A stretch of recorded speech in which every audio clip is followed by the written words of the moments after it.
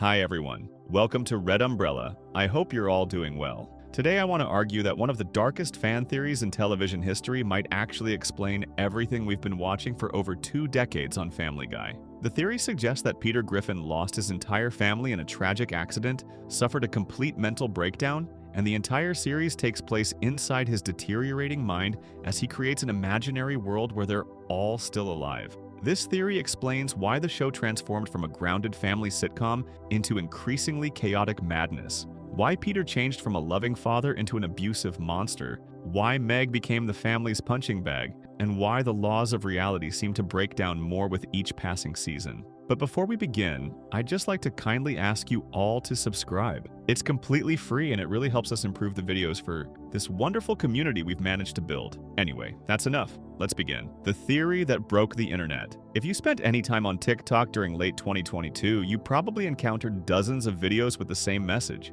Whatever you do, don't look up the Peter Griffin theory. The comment section's filled with warnings. People claimed it ruined the show for them. Some said it was the creepiest thing they'd ever read about a cartoon. The algorithm pushed these videos to millions of viewers, and suddenly everyone wanted to know what this theory actually said. The strange part is that this wasn't new information. The theory had existed for over a decade before TikTok discovered it, but something about the way people reacted to it in 2022 felt different. The theory had evolved from an interesting fan interpretation into something that genuinely disturbed people. The origins trace back to August 7, 2012. When a Reddit user named B-Zars308 posted to the Fan Theories subreddit. The post was titled Simply Enough, laying out a dark interpretation of Family Guy that recontextualized everything about the show. Over the course of several paragraphs, this user constructed an argument that the Griffin family we watch every episode isn't real. According to this theory, Peter Griffin sits in a mental hospital, completely detached from reality,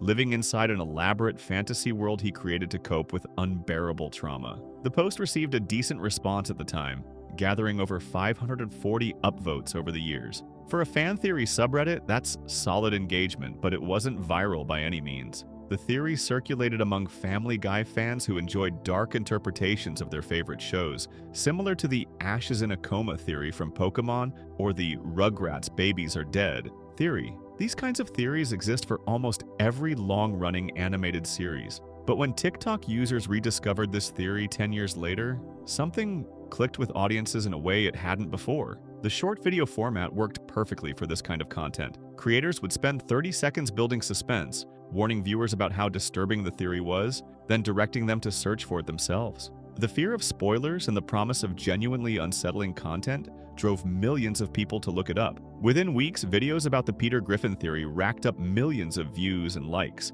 Comment sections exploded with reactions from people who had just learned about it. Many viewers claimed they couldn't watch Family Guy the same way anymore. The theory had transformed from niche fan discussion to mainstream internet phenomenon. The basic premise is straightforward but deeply disturbing. In the real world, according to this theory, the Griffin family looked completely different from what we see on the show. Meg wasn't the unpopular, awkward teenager constantly bullied by her family. She was beautiful, popular, and genuinely kind. Chris didn't suffer from his father's stupidity through genetics. Instead, he had serious mental disabilities caused by oxygen deprivation during birth. Meg took care of her younger brother, acting as his protector and caregiver. She was responsible, mature, and everything a parent could hope for in a teenage daughter. The family functioned despite Chris's challenges because Meg stepped up to help. Then one night, everything fell apart. Meg made a terrible decision that teenagers sometimes make. She went to a party and drank alcohol, but instead of calling for a ride or staying where she was, she decided to drive home. Chris was with her in the car.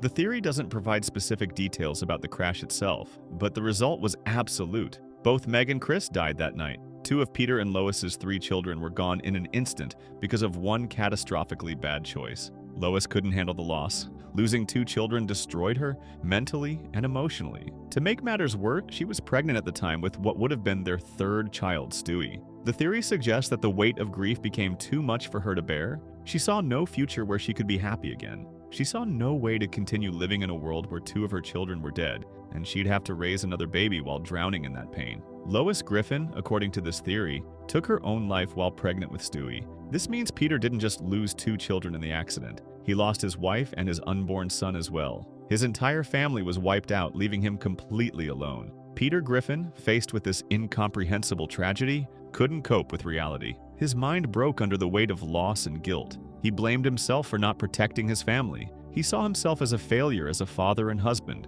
The theory proposes that Peter suffered a complete mental breakdown and was institutionalized. But his mind couldn't accept what happened. To protect himself from the unbearable truth, his psyche created an elaborate fantasy world where none of it happened, where his family is still alive, where he gets to see them every day, where they have adventures together, and everything always works out in the end. This is where Family Guy, the show we've been watching since 1999, actually takes place. Not in Quahog, Rhode Island, but inside Peter Griffin's fractured mind as he sits in a mental hospital, completely detached from reality. Every episode, every cutaway gag, every impossible situation the family survives is Peter's imagination, trying to process his trauma while keeping him from facing the truth that his family is dead. The theory gained traction because it explains things about Family Guy that have bothered fans for years. The show changed dramatically over its run, and not in ways that felt like natural evolution. Peter Griffin transformed from a lovable idiot who genuinely cared about his family into someone who seems to actively hate them.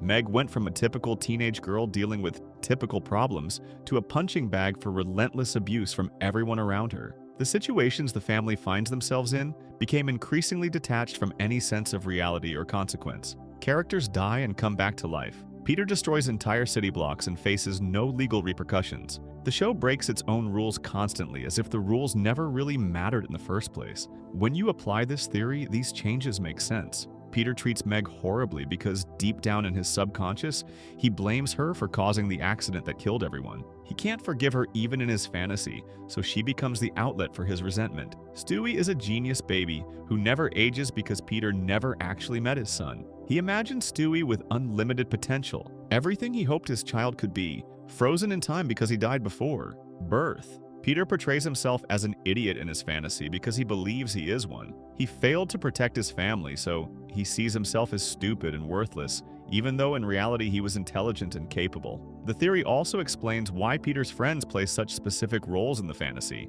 Joe Swanson, the paralyzed cop who remains a devoted father and husband despite his disability, represents everything Peter wishes he could have been. Strong, heroic, capable of overcoming obstacles. According to the theory, Peter never actually met Joe in real life. He's a complete invention, a symbol of the man Peter failed to become. Cleveland and Quagmire, on the other hand, are based on real people. They're Peter's actual friends from before the tragedy, and in the theory they visit him in the mental hospital. Their appearances in the fantasy represent these real visits, moments when Peter briefly connects with the outside world before retreating back into his imaginary life. The theory suggests that even the Cleveland show, the short-lived spin-off, has an explanation within this framework. Cleveland started visiting Peter less frequently because indulging Peter's fantasy was making Cleveland lose touch with reality himself. He needed to take a break for his own mental health. So in Peter's mind, Cleveland moved away and got his own show, a way to explain why his friends stopped coming around as often. What makes this theory particularly unsettling is how well it maps onto the actual show's history.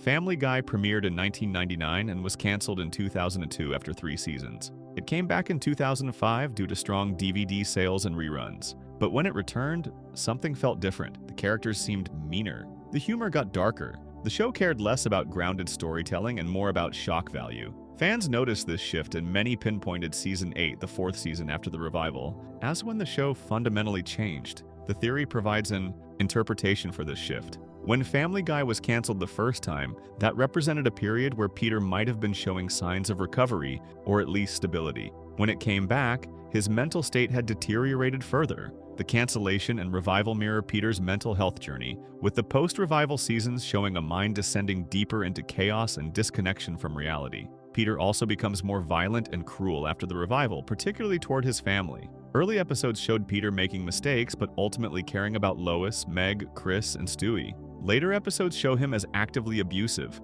especially toward Meg. He shoots her, abandons her in dangerous situations, and openly states that if the family had to leave one child behind, it would be her. This escalation of cruelty makes sense if we're watching Peter's mental state worsen. His resentment toward Meg grows stronger as his grip on reality weakens. His fantasy stops being about having his family back and becomes about punishing the person he blames for taking them away. The show's increasing absurdity also fits this interpretation. In early seasons, situations were exaggerated but remained somewhat grounded. Peter might get into silly conflicts, but they played out in ways that resembled real life. just heightened for comedy. As the series progressed, reality stopped mattering entirely. Peter has extended fights with a giant chicken that destroys city blocks. He survives death dozens of times. The family experiences impossible scenarios and walks away without consequences. If this is all happening in Peter's deteriorating mind, then the breakdown of logic and reality makes perfect sense. His fantasy world becomes more unhinged as his mental condition worsens. Episodes that feature Peter in hospitals or near-death situations take on new meaning through this lens. Several episodes show Peter in a coma or meeting death himself. One episode, Coma Guy, from Season 18 shows Peter in a coma where he sees a boat full of characters who died throughout the series, all trying to get him to join them. If the entire show is Peter's fantasy, these episodes might represent moments where he's closer to reality, where his mind briefly acknowledges his actual situation before pulling him back into the delusion. The theory resonated so strongly with audiences because it reframes Family Guy as something darker and more tragic than it appears on the surface. Instead of watching a comedy about a dysfunctional family, we're watching a man's mental breakdown play out in animated form. Every joke becomes tinged with sadness. Every cruel moment Peter inflicts on his family becomes a window into his unprocessed trauma and guilt. The show's refusal to let characters grow or change makes sense if they're not real people but projections of Peter's fractured psyche, stuck in loops because that's how trauma works. Not everyone who encounters this theory believes it, of course. Many fans reject it as reading too much into a show that doesn't take itself seriously. They argue that Family Guy is just a comedy that evolved over time, that characters changed because writers changed, that the show got more extreme because audiences responded to extreme humor. These are valid points. Fan theories often impose meaning onto shows that never intended that meaning. The creators of Family Guy have never suggested this interpretation is correct, but the theory persists because it provides answers to questions fans have been asking for years. Why did Peter become so cruel? Why does Meg suffer so much abuse? Why does nothing have consequences? Why does the show feel so different from how it started? The Peter is insane theory offers an explanation that makes emotional sense, even if it was never the creator's intention. It transforms Family Guy from a show that changed randomly into a show with a hidden tragic narrative running underneath everything. Before we move on, make sure to subscribe if you're enjoying this breakdown. Over the next several sections, we're going to examine this theory in detail, looking at specific evidence from the show that either supports or contradicts it. We'll analyze how each character fits into this framework, explore episodes that seem to acknowledge Peter's mental state, and investigate whether this interpretation holds up under scrutiny. Whether you believe the theory or not, exploring it reveals interesting things about how Family Guy evolved, why fans responded to that evolution the way they did, and what it means when a comedy show stops being funny and starts feeling cruel. Section 2.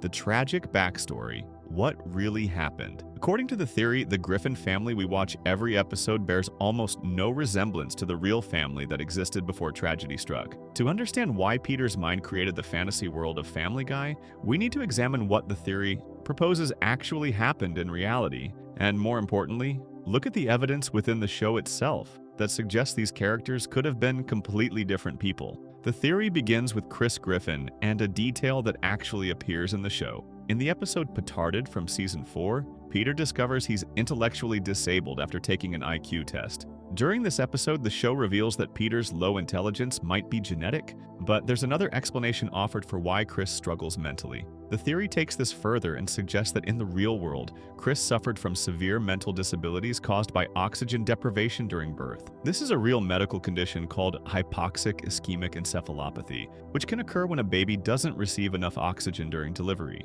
The effects range from mild learning difficulties to severe cognitive impairment. In the fantasy Peter created, Chris is stupid like his father, a source of comedy rather than a serious medical condition requiring constant care. But the theory proposes that real Chris needed significant support and supervision. He couldn't be left alone. He struggled with basic tasks. He required someone to watch over him constantly, which placed enormous responsibility on the family. This is where Meg's real role comes into the picture. According to the theory, Meg wasn't the unpopular, awkward teenager we see in the show. She was beautiful, confident, and genuinely kind. More importantly, she was responsible. She took on the role of Chris's primary caregiver when their parents couldn't be there. She protected her younger brother, helped him with daily tasks, and made sure he stayed safe. The show gives us glimpses of what Meg could have been in several episodes. In Dial Meg for Murder from Season 8, Meg goes to prison and comes back transformed into a confident, attractive woman who commands respect. Everyone treats her differently. She carries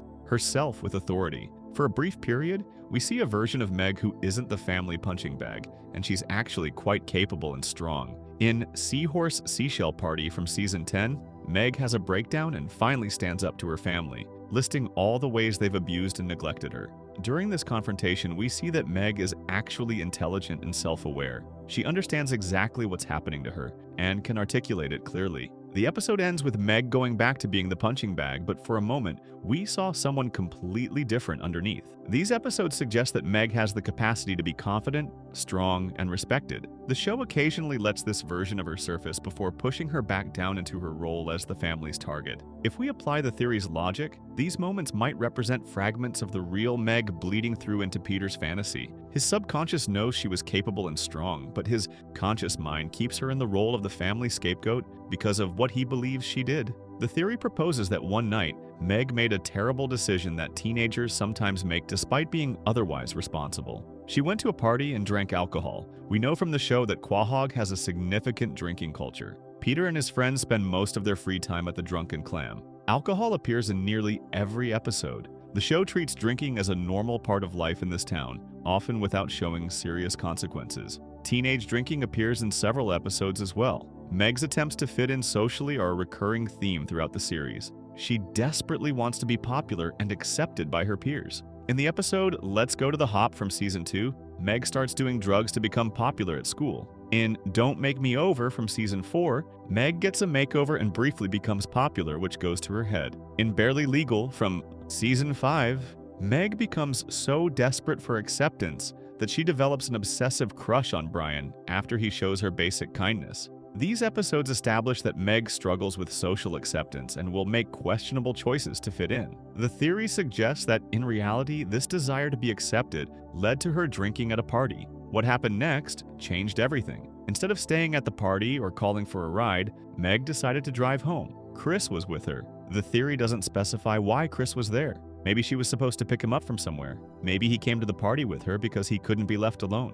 Regardless of the reason, Chris was in the car when Meg drove drunk. The accident happened quickly, as these things do. One moment of impaired judgment, one delayed reaction, one missed turn or failed stop, and the car crashed. Both Meg and Chris died. The show has depicted fatal car accidents before. In Death Lives from Season 3, we see Peter's near-death experience and learn about the moment he met Lois, which could have gone differently and resulted in her death. In Road to Germany from Season 7, Mort Goldman's wife Muriel dies off-screen, and her death is treated as permanent and serious. In Life of Brian from Season 12, Brian is hit by a car and dies in one of the show's most emotional scenes. The Griffin family gathers around him as he takes his last breaths, and we see genuine grief from everyone. This episode proves the show can depict serious, tragic death when it wants to. The theory suggests that Meg and Chris's deaths would have had this same weight in reality, if not more so because they were children. Peter and Lois came home to the worst news parents can receive. 2 of their 3 children were dead.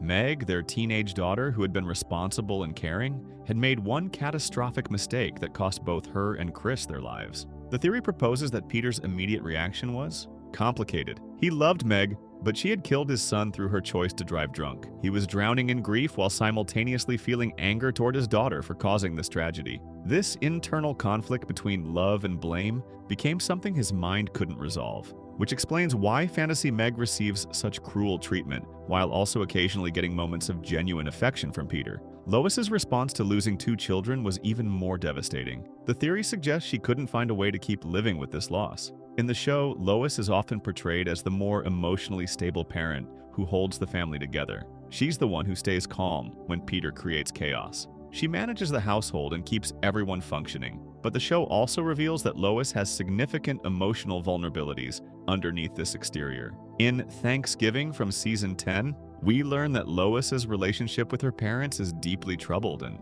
contributes to her psychological issues. In Dr. C and the Women from Season 17, Lois goes to therapy and we see that she has serious unresolved trauma and anger. The episode Screams of Silence, the story of Brenda Q from Season 10, deals explicitly with suicide. Quagmire's sister Brenda is in an abusive relationship, and the episode takes the topic seriously rather than playing it for laughs. This episode proves that Family Guy can and does acknowledge suicide as a real issue that affects people. The theory proposes that Lois, already dealing with psychological struggles we see hints of throughout the series, couldn't survive the loss of 2 children mentally or emotionally. Making this even worse, Lois was pregnant at the time with what would have been their 3rd child. The show establishes in multiple episodes that Stewie's birth wasn't planned. In Chitty Chitty Death Bang from Season 1, we learn details about Stewie's birth at the hospital. In The Tanaquatic with Steve, Zissou from Season 5, Stewie travels back in time and ensures his own conception by preventing Peter from using protection.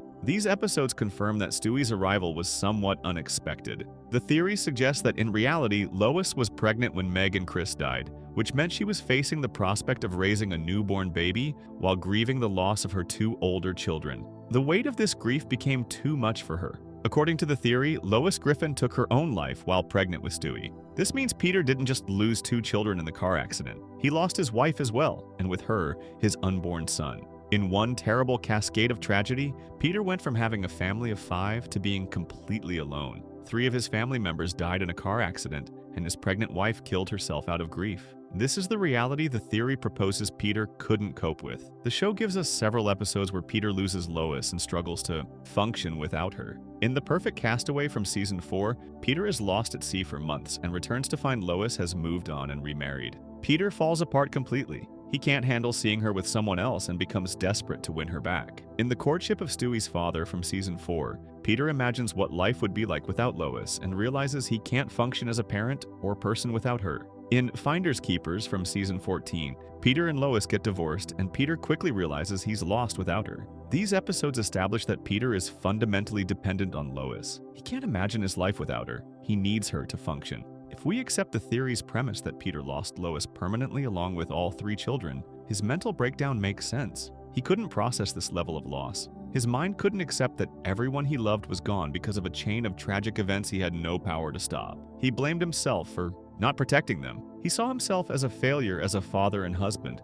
The guilt combined with grief became too much for his psyche to handle. The theory proposes that Peter Griffin suffered a complete mental breakdown and was institutionalized in a psychiatric hospital. This isn't the first time the show has depicted mental hospitals. In Peter Normal Activity from Season 14, Peter and his friends go to an abandoned mental asylum. In several episodes, characters threaten to have other characters committed. The show acknowledges mental health institutions as places that exist in the Family Guy universe. The theory suggests that Peter ended up in one of these facilities after his breakdown, possibly the Brookfield Insane Asylum that appears in the show. But Peter's mind couldn't accept what happened. The human brain has defense mechanisms that protect us from unbearable psychological pain. Dissociation, delusion, and fantasy are all ways the mind shields itself from trauma too, severe to process consciously. According to the theory, Peter's brain created an elaborate fantasy world as a coping mechanism. In this fantasy, the accident never happened. Meg and Chris are still alive. Lois didn't commit suicide. Stewie was born and is growing up, though he never ages past infancy in Peter's mind. The family lives together in their house in Quahog, and they have adventures together. Everything works out in the end. Nobody stays dead. Consequences don't exist. It's a world where Peter gets to keep his family forever. This fantasy world is what we've been watching for over 2 decades. Family Guy, according to the theory, takes place entirely inside Peter Griffin's fractured mind as he sits in a mental hospital completely detached from reality. Every episode is Peter's imagination trying to process his trauma while protecting him from the truth that his entire family is dead and he's alone. The show we watch isn't a sitcom about a dysfunctional family in Rhode Island. It's a psychological manifestation of a man's grief, guilt, and inability to face reality. The theory explains why the show operates on dream logic rather than real-world rules. Characters die and come back to life because in Peter's fantasy, death isn't permanent. His family can't really die because his mind created this world specifically to keep them alive. The situations become more absurd over time because Peter's mental state deteriorates the longer he remains in this delusional state. His grip on what's possible weakens as his condition worsens. The cruelty he shows his family, especially Meg, reflects his unprocessed anger and blame bleeding into the fantasy, despite his conscious desire to have them back. Before we move on, make sure to subscribe if you're enjoying this breakdown. But if this is all happening in Peter's broken mind, we need to understand how the fantasy version of Peter compares to the real person he was before the tragedy. The theory makes a specific claim about this. and examining Peter's transformation from the early seasons to later seasons reveals something disturbing about how his mental state has changed over time. Section 3. Why Meg is the family punching bag. Of all the characters in Family Guy, Meg Griffin's treatment stands out as the most disturbing and hardest to explain using normal sitcom logic. She isn't just the butt of jokes or the awkward teenager dealing with typical problems. She's the target of relentless, systematic abuse from every member of her family and most people she encounters. Her own father shoots her, abandons her in dangerous situations, and openly states he wishes she didn't exist. Her mother ignores her or joins in the mockery. Her brothers treat her as subhuman. The show offers no real explanation for why an entire family would direct such concentrated cruelty at one specific member, but the theory provides an answer that makes tragic sense. Peter blames Meg for destroying his family, and that blame permeates every aspect of how she appears in his fantasy. When Family Guy started, Meg wasn't the punching bag she later became. In season 1, she was a typical teenage girl dealing with typical teenage problems. She wanted to be popular. She had crushes on boys who didn't notice her. She felt embarrassed by her family. These were standard sitcom teenager traits, the same ones Lisa Simpson dealt with, the same ones every family sitcom featured. In Mind Over Murder from season 1, when Meg joins a convent to escape her family's embarrassing behavior, Peter feels genuinely hurt by her rejection and works to win her back. He cares about their relationship. He wants his daughter to accept him. In Let's Go to the Hop from season 2, Meg gets involved with drugs to become popular at school. Peter discovers what's happening and becomes genuinely worried for her safety. He goes undercover at the school to stop the drug problem, not to humiliate Meg, but to protect her and other students. During this episode, Peter explicitly states that he would take a bullet for Meg. This moment is crucial because it establishes that early Peter loved his daughter and would sacrifice himself to keep her safe. This is the same Peter who, in later seasons, would shoot Meg himself for no reason at all. The shift in Meg's treatment began gradually around season 4, right after the show's revival.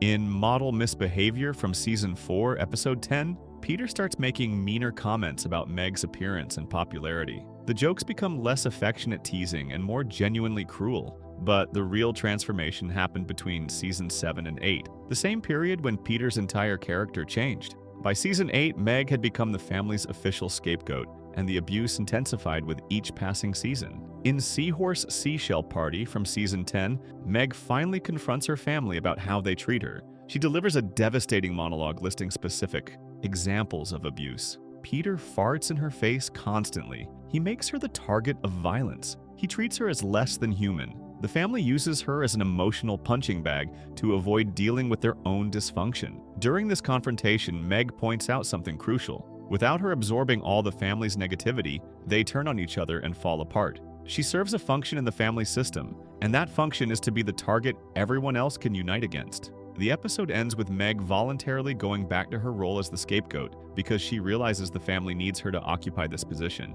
This is disturbing on multiple levels. The show acknowledges that Meg's abuse is systematic and functional, not random. The family deliberately keeps her in this role, and Meg herself has internalized this abuse so completely that she believes maintaining it is her responsibility. The episode presents this as almost noble, Meg sacrificing her own well-being for family harmony, but it's actually one of the darkest things the show has ever depicted. The abuse Meg suffers isn't limited to verbal insults. Peter physically assaults her regularly. In Peter's Daughter from season 6, Peter shoots Meg with a shotgun in a cutaway gag after she simply says hello to him. The show plays this for laughs, but shooting your daughter is not comedy, it's violence. In Dial Meg for Murder from season 8, when Meg returns from prison transformed into a confident person who demands respect, Peter is terrified of her. But the moment she returns to her submissive role, he immediately resumes treating her cruelly. This proves that Peter's cruelty is conditional on Meg, accepting her role as victim. In Stu Roids from season 7,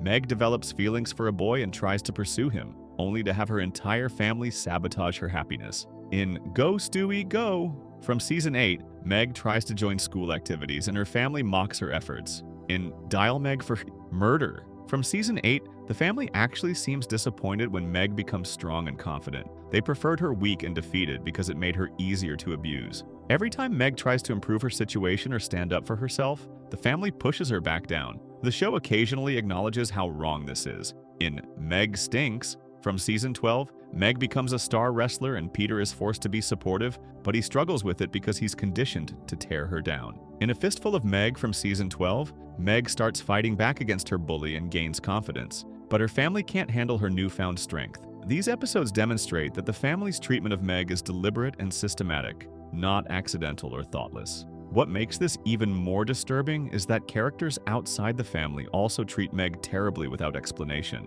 Her classmates bully her constantly, her teachers ignore or mock her. When she gets jobs, her co-workers treat her as worthless. In Barely Legal from season 5, Brian shows Meg basic human kindness at a dance, and she immediately develops an obsessive crush on him because she's so starved for positive attention. This demonstrates how completely isolated and deprived of affection Meg is. The theory explains all of this through one devastating idea. In reality, Meg was the one driving drunk when the accident happened. She killed Chris and herself through her decision to drive impaired. Peter loved his daughter, but he also blamed her for destroying their family. These two contradictory feelings, love and blame, couldn't coexist in his conscious mind without breaking him further. So, in the fantasy he created, Peter keeps Meg alive because he can't bear to lose her again, but he punishes her constantly because he can't forgive what she did. Fantasy Meg represents Peter's unprocessed anger and guilt. Every cruel comment, every moment of violence, every instance of the family. Rejecting her reflects Peter's inner conflict about his daughter.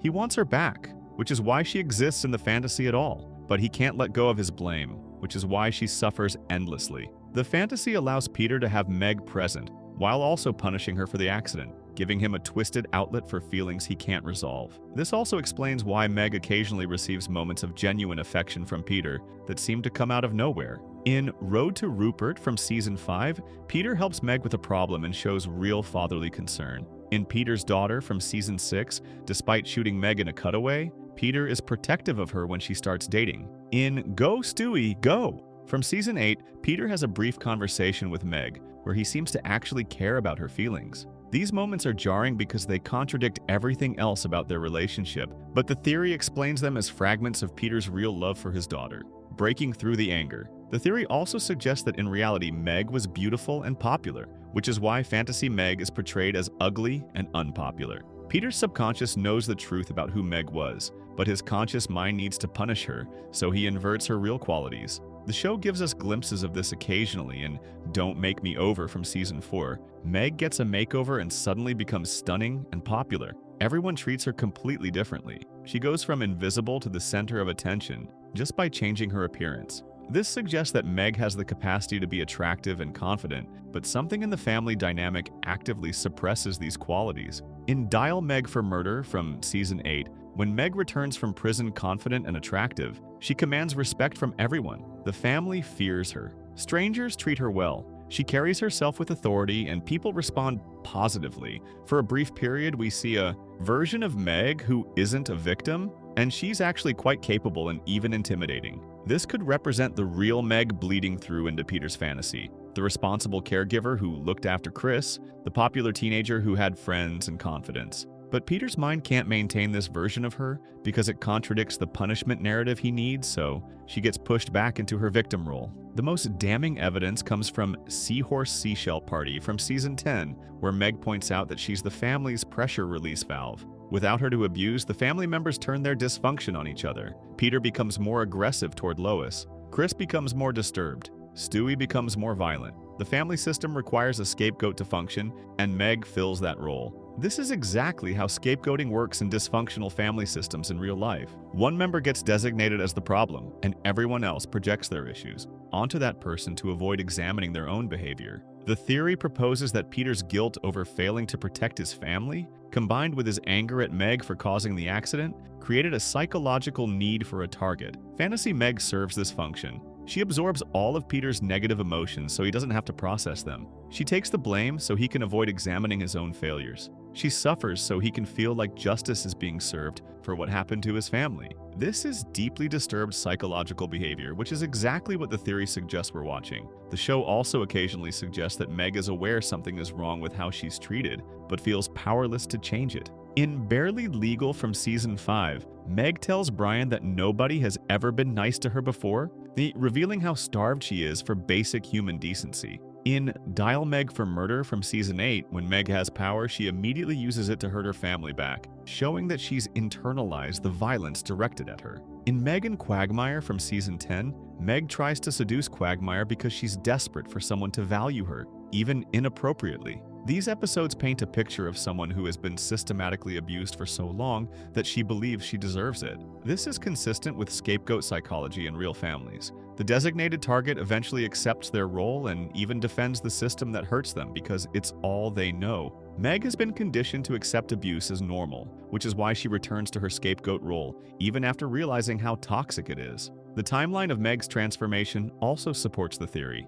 She was treated relatively normally in Seasons 1 through 3. The abuse began in Season 4 and escalated through Season 8. By Season 10, the cruelty had become so extreme that the show had to acknowledge it directly in Seahorse Seashell Party. This progression mirrors Peter's mental deterioration. As his psychological condition worsened, his ability to separate his love for Meg from his anger at her broke down completely, and the abuse in the fantasy intensified. The theory suggests that real Meg was kind, responsible, and caring. She took care of Chris. She was popular because people genuinely liked her. She made one terrible mistake that cost her and her brother their lives. In Peter's fantasy, none of these positive qualities survive because he needs her to be a villain to justify his anger. But his subconscious knows the truth, which is why those rare moments of genuine affection slip through, and why Meg occasionally transforms into someone confident and capable before being forced back down. Before we move on, make sure to subscribe if you're enjoying this breakdown. Understanding why Meg suffers explains a crucial piece of the theory, but she's not the only child whose portrayal in the fantasy reflects Peter's trauma. Stewie Griffin, the baby who never ages and plots to kill his mother, represents something even more psychologically complex about Peter's broken mind and the unborn son he never got to meet. Section 4. Stewie, the son Peter never met. While Meg's treatment in the fantasy reveals Peter's anger and blame, Stewie Griffin represents something entirely different and equally tragic. He's the embodiment of pure potential, unlimited genius, and everything a parent hopes their child could become. He's also a baby who never ages, plots to kill his mother, and possesses technology that shouldn't be possible. According to the theory, this strange combination of characteristics makes perfect sense when you understand that Peter never actually met his son. Stewie died before he was born when Lois took her own life while pregnant. And Fantasy Stewie reflects both Peter's hopes for what could have been and his rage at having that future stolen from him. Stewie Griffin is one of Family Guy's most complex and inconsistent characters. When the show began, he was clearly defined as an evil genius baby obsessed with world domination and matricide. He built elaborate machines, spoke in a sophisticated British accent, and constantly plotted Lois's death. In Stewie Kills Lois and Lois Kills Stewie from Season 6, Stewie actually succeeds in murdering his mother in a fantasy sequence, showing how central this murderous obsession was to his character. But over time, Stewie transformed into something completely different. By Season 8, he was less interested in killing Lois and more focused on his adventures with Brian. His evil genius persona faded, replaced by a more effeminate, sensitive character who seemed less like a villain and more like a misunderstood artist. This transformation confused many fans because it seemed random and unexplained. Why would Stewie abandon his core characteristic of wanting to kill Lois? Why would his personality change so drastically? The theory offers an explanation that ties directly to Peter's mental state. In the early seasons, when Peter's fantasy was more focused on recreating his family, his anger at Lois for taking her own life and killing their unborn son manifested through Stewie's violent obsession with matricide. But as Peter's condition deteriorated and his mind fractured further, he became less able to maintain consistent characterizations, so Stewie drifted away from this original purpose. The most significant aspect of Stewie's character that supports the theory is that he never ages. From the very first episode in 1999 to the most recent episodes over 2 decades later, Stewie remains an infant. Every other character ages in subtle ways. Meg and Chris are portrayed as getting older, even if they don't explicitly move through grades. Peter and Lois show signs of aging, but Stewie stays frozen at less than 1 year old, perpetually in diapers, perpetually pre-verbal by normal standards, even though he speaks in complete sentences. Several episodes acknowledge this directly. In Chitty Chitty Death Bang from Season 1, the family celebrates Stewie's first birthday, establishing he's 1 year old. But decades of showtime later, he's still 1 year old. In The Tan Aquatic with Steve Zissou from Season 5, Stewie travels back in time to ensure his own conception, and we see that he's been the same age throughout the entire series timeline. The show never explains why Stewie doesn't age when everyone else does, even in a show that ignores most rules of reality. The theory explains this perfectly. Stewie never ages because he never existed beyond the womb. Peter's fantasy froze him at the developmental stage where Lois was pregnant, creating an eternal infant. Peter never knew if his unborn child would be a boy or girl, what they would look like, or what personality they would have. So Fantasy Stewie represents all the unlimited potential of an unborn child. He could be anything, do anything, become anything. Peter imagined his son as a genius because he had such high hopes for what this child could have accomplished. In Stewie Griffin, The Untold Story from 2005, which was released as a film compilation of 3 episodes, Stewie meets his future self and discovers he's destined to work in an office with a wife and kids, living an ordinary life. Stewie is horrified by this mediocre future and works to prevent it. This plot directly addresses the tension between potential and reality. Stewie represents unlimited possibility, but actual life rarely lives up to childhood potential. Peter's fantasy keeps Stewie as an infant precisely to preserve that unlimited potential forever, never allowing him to become a real person who might disappoint or fail. The theory also explains Stewie's intelligence and technological capabilities. Real babies can't talk, can't build time machines, can't create advanced weaponry, but Peter never met his son, so he wasn't constrained by reality when imagining him. He could make Stewie as brilliant as he wanted, because there was no real person to contradict the fantasy. Stewie builds time machines in Meet the Quagmires from Season 5, creates interdimensional portals in Road to the Multiverse from Season 8, and develops technology that surpasses anything that exists in the real world. This is only possible because he's not based on a real person, but rather on Peter's idealized imagination of what his son could have been. Stewie's obsession with killing Lois is particularly significant to the theory. In the early seasons, this was his defining characteristic. He built weapons specifically designed to murder his mother. He created elaborate plots to end her life. In Stewie Kills Lois from Season 6, he shoots her on a cruise ship and appears to succeed. The show played this for dark comedy, but it was a consistent element of his character.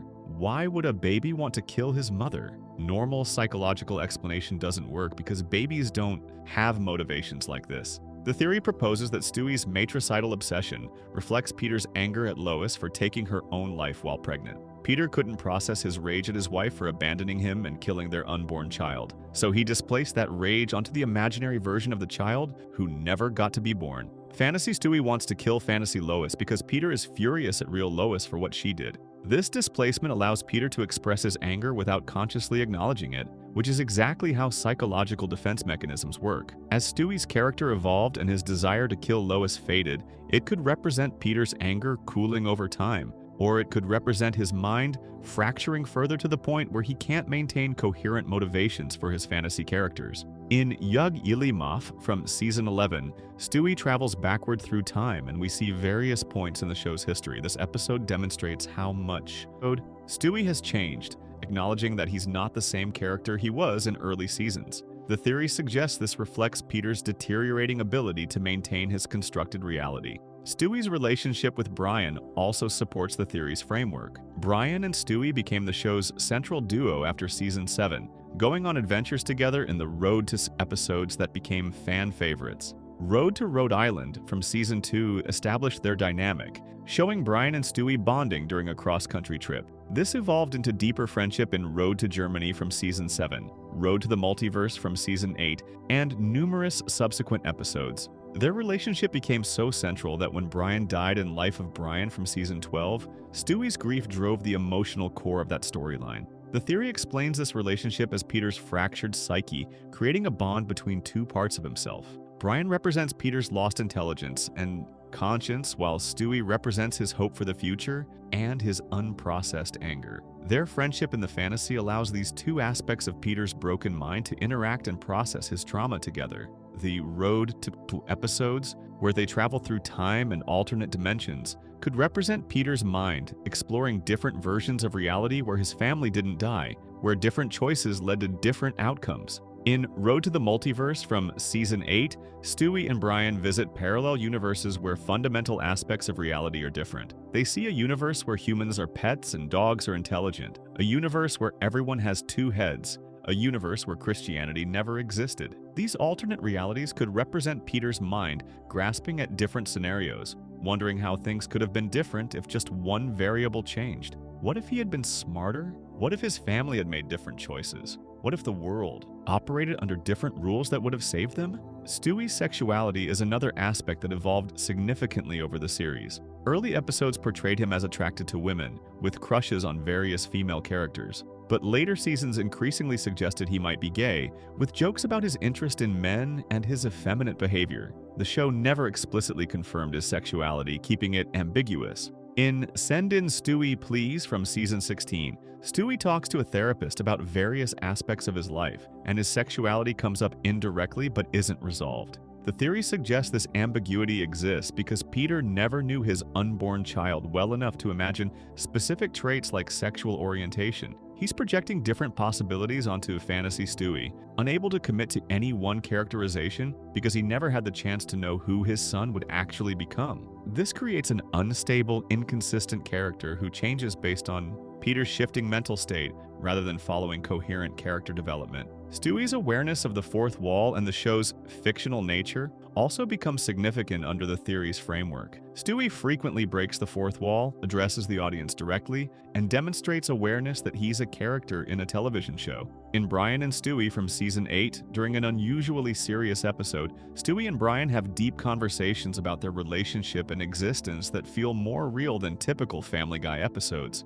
Stewie reveals vulnerability and fear about his place in the world. If the entire show exists in Peter's mind, then Stewie's metafictional awareness represents Peter's subconscious understanding that his fantasy isn't real. The character who never existed in reality is the one most aware that the reality he inhabits is constructed and false. This creates a tragic irony where the son Peter never met is the one most conscious that he's not real, that he exists only as a projection of Peter's grief and hope. The theory also accounts for why Stewie's inventions work perfectly in the fantasy world, but follow dream logic rather than real physics. He builds a time machine from household objects in Meet the Quagmires from Season 5. He creates a device that lets him enter other universes in Road to the Multiverse from Season 8. He builds a mind control device in Stewie Kills Lois from Season 6. These inventions work because Peter's fantasy operates on wish fulfillment, not reality. Stewie can do anything because he represents unlimited potential, unconstrained by reality's limitations. In The Big Bang Theory from Season 9, Stewie travels back in time to the actual Big Bang at the creation of the universe. This is scientifically impossible on multiple levels, but in Peter's fantasy, his brilliant son can accomplish the impossible because Peter needs to believe his son could have been extraordinary, every impossible. Achievement Stewie accomplishes represents Peter's desperate need to believe his lost child would have done remarkable things. The episodes where Stewie appears to die or be in danger carry particular weight under this interpretation. In Stewie Griffin: The Untold Story, future Stewie appears to have died, though this is later revealed as a trick. In Mom's the Word from Season 12, when Peter's mother dies, Stewie's reaction shows genuine emotion about death and loss. These moments where Stewie confronts mortality represent Peter's mind grappling with the death of his unborn son, allowing himself to feel that grief through the fantasy character. Before we move on, make sure to subscribe if you're enjoying this breakdown. Understanding Stewie as Peter's projection of his unborn son, frozen in infancy with unlimited potential, filled with displaced rage at Lois and aware on some level that he's not real, completes one piece of the theory's character analysis. But there's another character in Peter's fantasy who serves an equally important psychological function, representing not what Peter hoped his child could be, but what Peter wishes he himself had been capable of becoming. Section 5. Joe Swanson. The father Peter wishes he'd been. While Meg represents Peter's anger and Stewie represents his lost hopes, Joe Swanson serves an entirely different function in Peter's fantasy world. According to the theory, Peter never actually met Joe in real life. He's not based on a real person like Cleveland and Quagmire are. Instead, Joe is a complete invention, a character Peter created to represent everything he wished he could have been as a father and husband. Joe is strong, heroic, devoted to his family, and capable of overcoming massive obstacles. He's a police officer who protects the community despite being paralyzed from the waist down. He's exactly the kind of man Peter believes he should have been but failed to become,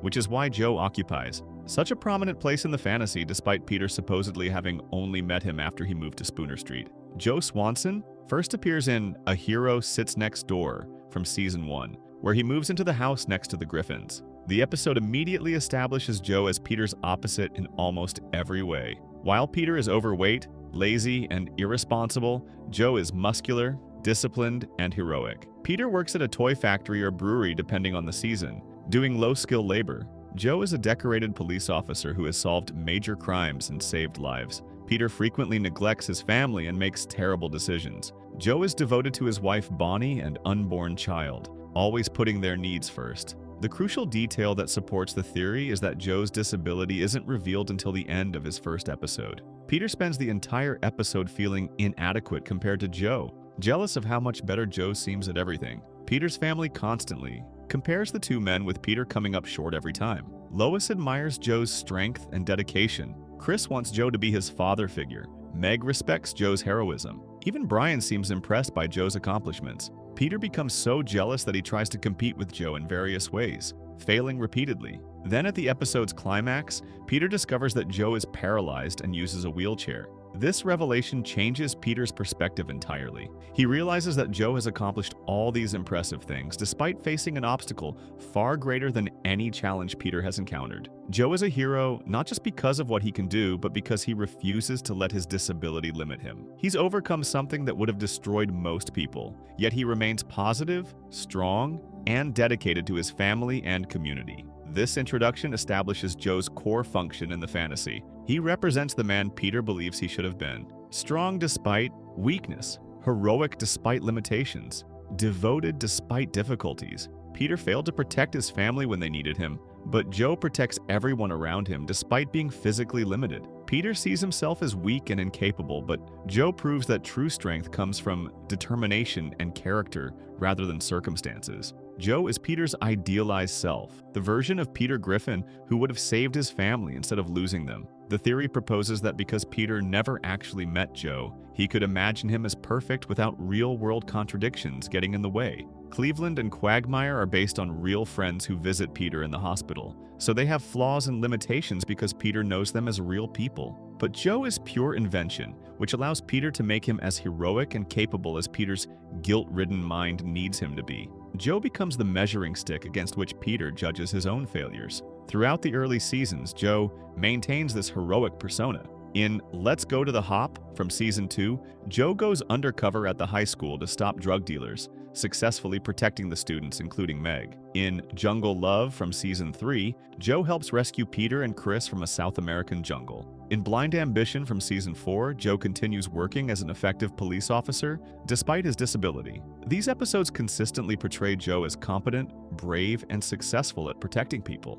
Joe's relationship with his wife Bonnie also reflects Peter's idealized version of marriage. In early seasons, Bonnie is pregnant with their daughter Susie, and Joe is nothing but supportive and excited about becoming a father. He talks about how much he loves Bonnie. He makes sacrifices to ensure her comfort. He prepares for fatherhood with enthusiasm. This is everything Peter wishes he had been with Lois during her pregnancy with Stewie. Instead of the devoted, expectant father, Peter was the man who lost his pregnant wife to suicide. Bonnie remains pregnant for an impossibly long time in the show, not giving birth until Ocean's 3.5 in Season 7, which aired 7 years after Joe's first appearance. This extended pregnancy could represent Peter's mind being stuck on the idea of an unborn child, unable to move past Lois's pregnancy when she died. In Peter's fantasy, Joe gets to have the experience of a long pregnancy ending in a healthy baby, the experience Peter was denied. When Susie is finally born, Joe is overjoyed and becomes a loving father. Again, contrasting with Peter, who never met his own child. Joe's police work and heroism appear repeatedly throughout the series.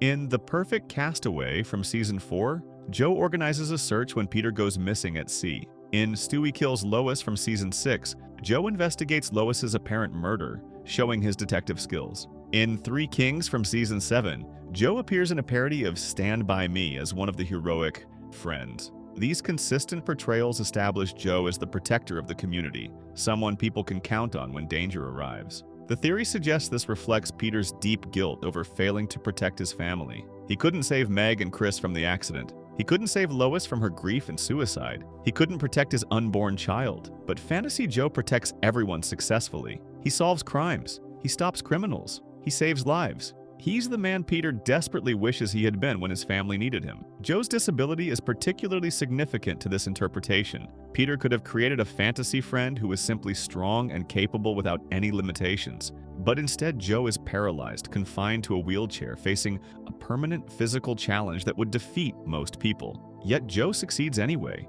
He doesn't let his disability define him or limit what he can accomplish. He's a functional police officer despite being unable to walk. He's a devoted husband, despite the physical limitations that might strain a marriage. He's an involved father despite the challenges his disability creates. This suggests that Peter sees himself as fundamentally disabled or broken by what happened to his family. He feels crippled by guilt and grief, unable to function as a normal person. But Joe proves that being broken doesn't mean being useless. Joe shows that someone can face terrible circumstances and still be strong, heroic, and valuable. Joe represents the possibility that even someone as damaged as Peter could have still protected his family if he had possessed Joe's strength of character. However, just as Peter's character deteriorated dramatically after Season 8, Joe's character also transformed in ways that support the theory's framework. As Peter's mental state worsened and his fantasy became darker, Joe stopped being the perfect hero and became bitter, violent, and increasingly dysfunctional. The idealized vision Peter created couldn't be maintained as his psychological condition deteriorated, so Fantasy Joe began reflecting Peter's inner darkness, just like every other character. In Screams of Silence, the story of Brenda Q from Season 10, Joe participates in murdering Quagmire's sister's abusive boyfriend. While the show frames this as justified, it shows Joe willing to kill in cold blood, far from the by-the-book cop he was in early seasons. In Joe's Revenge from Season 8, Joe becomes obsessed with revenge against the criminal who paralyzed him, showing a vindictive side that contradicts his earlier heroic persona. In Internal Affairs from Season 10, Peter becomes jealous of Joe again, but this time Joe's response is more aggressive and less understanding than in their first meeting. Joe's marriage to Bonnie also deteriorates significantly. In early seasons, they seem to have a strong, loving relationship, but in later seasons, Bonnie frequently expresses dissatisfaction with Joe. She complains about having to care for him. She flirts with other men. She makes it clear that Joe's disability has become a burden on their marriage. In Foreign Affairs from Season 13, Bonnie actually has an affair while the family is in Paris. In A Lot Going On Upstairs from Season 18, the show reveals that Bonnie has been unhappy in the marriage for years. This transformation from idealized hero to bitter, violent, dysfunctional person mirrors Peter's deteriorating mental state. In the early fantasy, Peter could maintain the image of who he wished he'd been, but as his condition worsened, he couldn't sustain that idealized image anymore. His own darkness infected every character in the fantasy, turning Joe from a symbol of hope into another broken, angry person. The man Peter created to represent strength and heroism became as damaged and violent as Peter himself. Joe's relationship with his daughter Susie also reflects this deterioration. After spending 7 seasons desperately wanting to be a father, Joe seems disconnected from Susie after she's born. She rarely appears in episodes. When she does, Joe doesn't show the devoted fatherhood he promised during Bonnie's pregnancy. In Trading Places from Season 9, Susie barely factors into the plot despite being Joe's child. This suggests that Peter's fantasy of being a good father to a healthy baby couldn't be maintained once that baby actually appeared in the fantasy world. The theory explains this as Peter's subconscious understanding that he never got to be a father to Stewie, so he can't imagine what good fatherhood would actually look like beyond the anticipation. Joe could be excited about becoming a father because that's easy to imagine, but being an actual father requires knowledge Peter doesn't have. His fantasy breaks down when it comes to depicting the reality of fatherhood rather than just the hope of it. Joe's increasing violence and aggression in later seasons also parallels Peter's transformation. In And I'm Joyce Kinney from Season 9, Joe participates in publicly humiliating Lois. In Internal Affairs from Season 10, Joe threatens Peter physically when Peter becomes jealous of him. In Christmas Guy from Season 12, Joe casually suggests violence as a solution to problems. The heroic cop who protected people has become someone who threatens and harms them, just as Peter transformed from loving father to abusive tyrant. Episodes focusing on Joe's disability also become darker over time. In Believe It or Not, Joe's Walking on Air from Season 6, Joe receives a leg transplant that allows him to walk again. Initially, this seems positive, but Joe becomes arrogant and abandons his friends, showing that removing his disability doesn't make him a better person. When he loses the ability to walk again, he returns to his friends, suggesting that his heroism was connected to overcoming his disability rather than being inherent to his character. This episode can be read as Peter's fantasy exploring whether external circumstances caused his failures or whether he was fundamentally flawed. If Joe is heroic because he overcomes disability, does that mean Peter could have been heroic if his circumstances were different? But the episode concludes that Joe's character doesn't actually change based on his physical abilities, suggesting that Peter's failures weren't about circumstances but about who he was as a person. This is a devastating realization that Peter's fantasy briefly explores before retreating from it. The friendship between Peter and Joe also serves an important function in the fantasy. Despite Joe representing everything Peter isn't, they remain close friends throughout the series. Joe accepts Peter despite all his flaws. He includes Peter in activities even when Peter is incompetent at them. He continues to be Peter's friend even when Peter is jealous or difficult. This unconditional acceptance represents Peter's desperate need to believe that someone strong and heroic could still value him despite his failures. In Friends of Peter G from Season 9, Peter has a near-death experience and reflects on his friendship with Joe, Cleveland, and Quagmire. He realizes these friendships are valuable and important to him. Joe's presence in this group provides stability and heroism that balances Peter's chaos. The theory suggests Peter needs Joe in his fantasy, not just as a representation of who he wishes he'd been, but as proof that someone admirable could still choose to be his friend, despite knowing what kind of person he is. Joe's role as Peter's neighbor rather than just a friend is also significant. They see each other constantly, not by choice but by proximity. Peter can't avoid Joe. He's confronted daily with the man he wishes he'd been, living right next door, serving as a constant reminder of his own inadequacy. This creates ongoing tension between them that the show explores repeatedly. Peter is jealous of Joe, but also deeply attached to him, needing him to be present even though his presence is painful. As Peter's idealized self who never existed in reality, Joe represents both hope and condemnation. He proves that someone facing terrible obstacles can still be strong and heroic, which should be inspiring. But he also proves that Peter had no excuse for his failures, that someone facing far worse circumstances than Peter still managed to protect and provide for their family. Joe is both comfort and torture, which is why Peter's fantasy keeps him around while also gradually corrupting him into someone darker and more flawed. Before we move on, make sure to subscribe if you're enjoying this breakdown. Understanding Joe as Peter's invention rather than a real person explains why he fits the theory's framework so perfectly. He represents heroic ideals Peter never achieved, demonstrates strength Peter never possessed, and maintains devotion Peter failed to show. But as Peter's mental state deteriorates, even this idealized creation becomes infected with Peter's darkness, transforming from hero to someone nearly as broken and violent as Peter himself. However, not all of Peter's friends in the fantasy are inventions, and examining the ones based on real people reveals another layer of how Peter's damaged mind constructed this world. Section 6,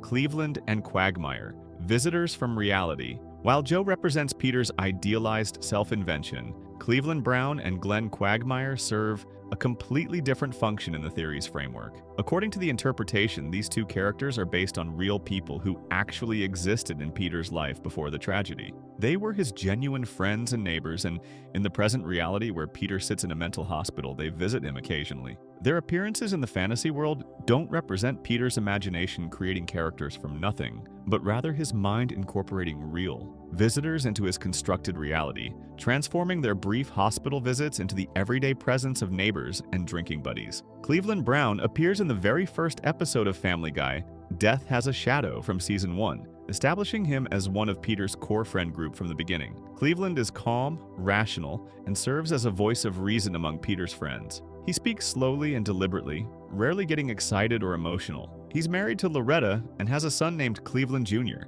He lives on Spooner Street near Peter, and the two men spend significant time together at the Drunken Clam Bar with Quagmire and Joe. Throughout the early seasons, Cleveland maintains a consistent characterization. He's the most level-headed member of Peter's friend group. In The Sun Also Draws from Season 1, when Peter takes the family on a disastrous trip, Cleveland is the one who points out the obvious problems with Peter's plan. In Lethal Weapons from Season 3, Cleveland tries to calm situations down when they escalate. In The Cleveland-Loretta Quagmire from Season 4, when Cleveland discovers his wife Loretta is having an affair with Quagmire, he responds with sadness rather than violence, showing his gentle nature even when deeply hurt. This episode is particularly significant because it establishes major trauma in Cleveland's life. He discovers Loretta's affair, goes through a painful divorce, and loses his marriage. The show treats this seriously, showing Cleveland's genuine pain and Peter's attempts to support his friend through this difficult time. Cleveland becomes depressed, struggles to function,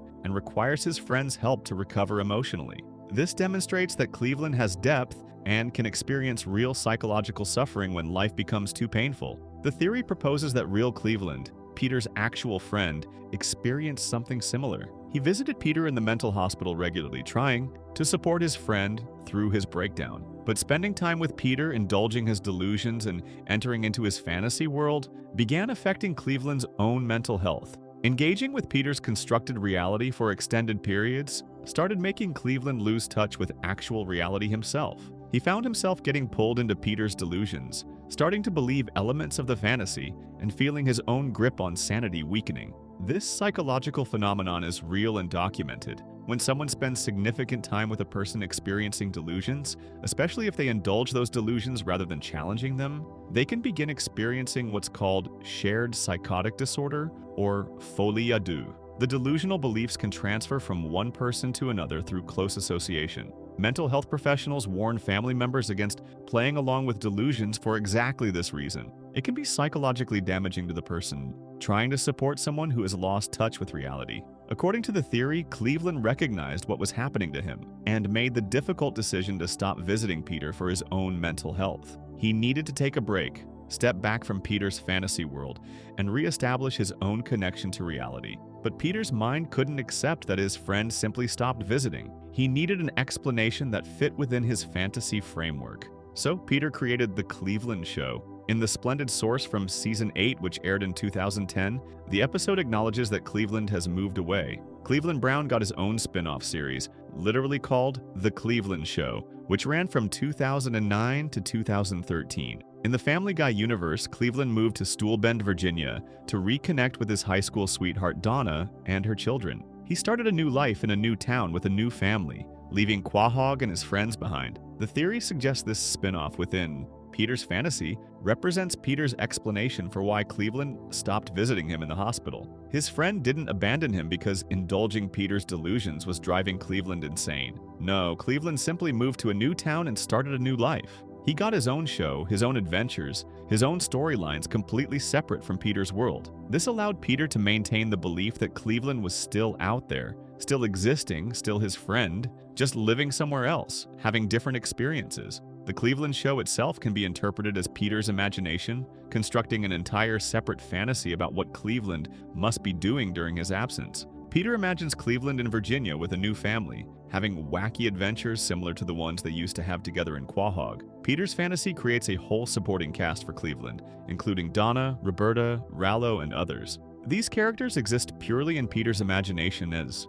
explanations for why Cleveland isn't present anymore. When The Cleveland Show was canceled in 2013 and Cleveland returned to Family Guy in the season 12 premiere He's Bly-Ock, the theory explains this as Cleveland resuming his hospital visits. Perhaps enough time had passed that Cleveland felt stable enough to visit Peter again. Perhaps he felt guilty about abandoning his friend. Perhaps he simply missed Peter and decided to risk his own mental health to reconnect. Within the fantasy, Cleveland simply moves back to Spooner Street and rejoins Peter's friend group as if he never left. The episode He's Bly-Ock directly addresses Cleveland's absence and return. The characters make jokes about where he's been and why he came back. Cleveland explains he moved away but realized his real home was Quahog. Peter and the others welcome him back easily, happy to have their friend return. This episode serves as Peter's fantasy, explaining Cleveland's resumed visits to the hospital, incorporating him back into the daily friend group without having to acknowledge the real reason he left. Cleveland's character also changed during and after his absence,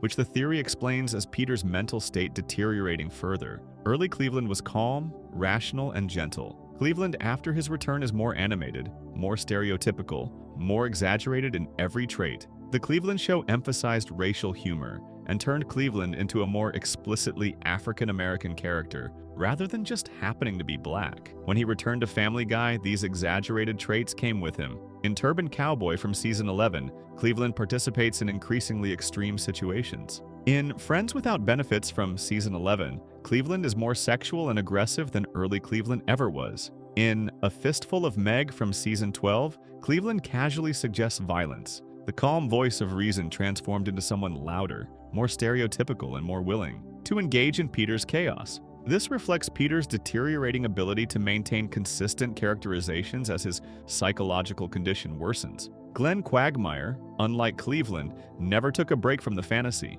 According to the theory, real Quagmire continued visiting Peter in the hospital throughout his institutionalization, never stopping despite the psychological risks. This explains why Quagmire remains a consistent presence in Peter's fantasy from the first episode through the present. He's always there at the Drunken Clam, always available for Peter's schemes, always present as a neighbor and friend. Quagmire appears in Death Has a Shadow from Season 1, immediately established as a sex-obsessed bachelor with his catchphrase, "Giggity." His defining characteristic is his hypersexuality and pursuit of women. In early seasons, this is played mostly for laughs. Quagmire is a ladies' man who goes on dates constantly, has numerous sexual encounters, and makes everything about sex. His character is one-dimensional, existing primarily to make sexual jokes and provide comic relief. The theory suggests that real Quagmire is similarly sex-obsessed, and Peter's fantasy simply reflects this real trait. Unlike Joe, who Peter invented from nothing, and unlike Cleveland, who stopped visiting,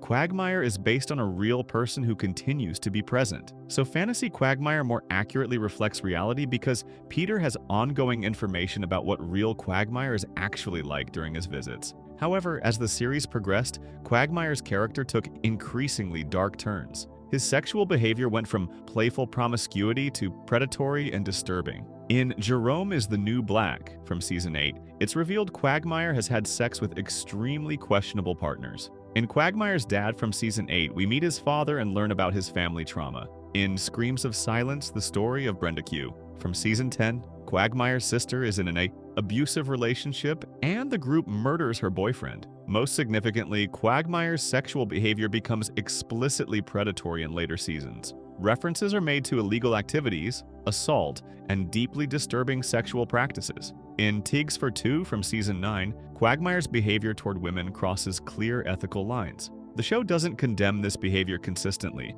often playing it for dark comedy. Quagmire transforms from a harmless horndog into someone whose sexual behavior is genuinely frightening. The theory explains this transformation as Peter's deteriorating mental state, corrupting every character in his fantasy, including those based on real people. Even if real Quagmire is simply a guy who dates a lot, Peter's damaged mind can't maintain benign characterizations anymore. Everyone in the fantasy becomes darker and more disturbed as Peter's psychological condition worsens. Quagmire's sexuality becomes predatory because Peter's mind is fractured and can no longer separate harmless traits from dangerous ones. Quagmire's relationship with Peter also becomes more hostile over time. In early seasons, Quagmire is Peter's friend, without significant conflict. They drink together, go on adventures together, and support each other. But in Jerome is the New Black, from Season 8, Quagmire delivers a devastating monologue listing everything he hates about Peter. He calls Peter a bad father, a bad husband, and a bad friend.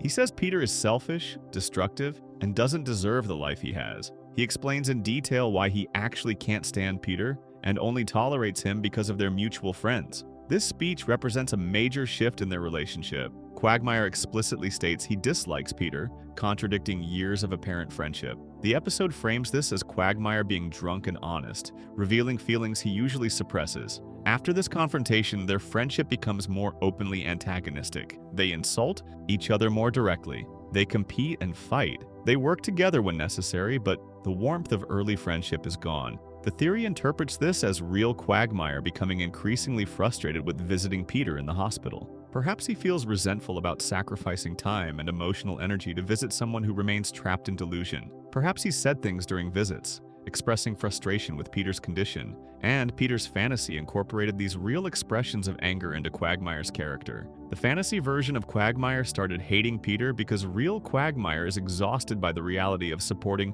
a mentally ill friend. Despite this hostility, Quagmire never leaves the way Cleveland did. He continues appearing in episodes, continues drinking with Peter at the Drunken Clam, continues living next door. The theory explains this as real Quagmire maintaining his hospital visits despite his frustration. Perhaps he feels obligated to visit. Perhaps he's the only friend Peter has left who still comes regularly. Perhaps he genuinely cares about Peter despite resenting the burden. Whatever the reason, Quagmire stays present in the fantasy because he stays present in reality. The Drunken Clam itself becomes significant to the theory as the primary setting where Peter, Quagmire, Cleveland, and Joe spend time together. They meet there constantly, sitting at the same booth, drinking together for hours. This bar represents Peter's fantasy space where his real visitors and imaginary friend Joe all exist together. When Cleveland, Quagmire, and Joe appear at the Drunken Clam, it represents a moment when real visitors are present with Peter in the hospital, perhaps sitting by his bed, and Peter's mind transforms this hospital visit into a bar scene.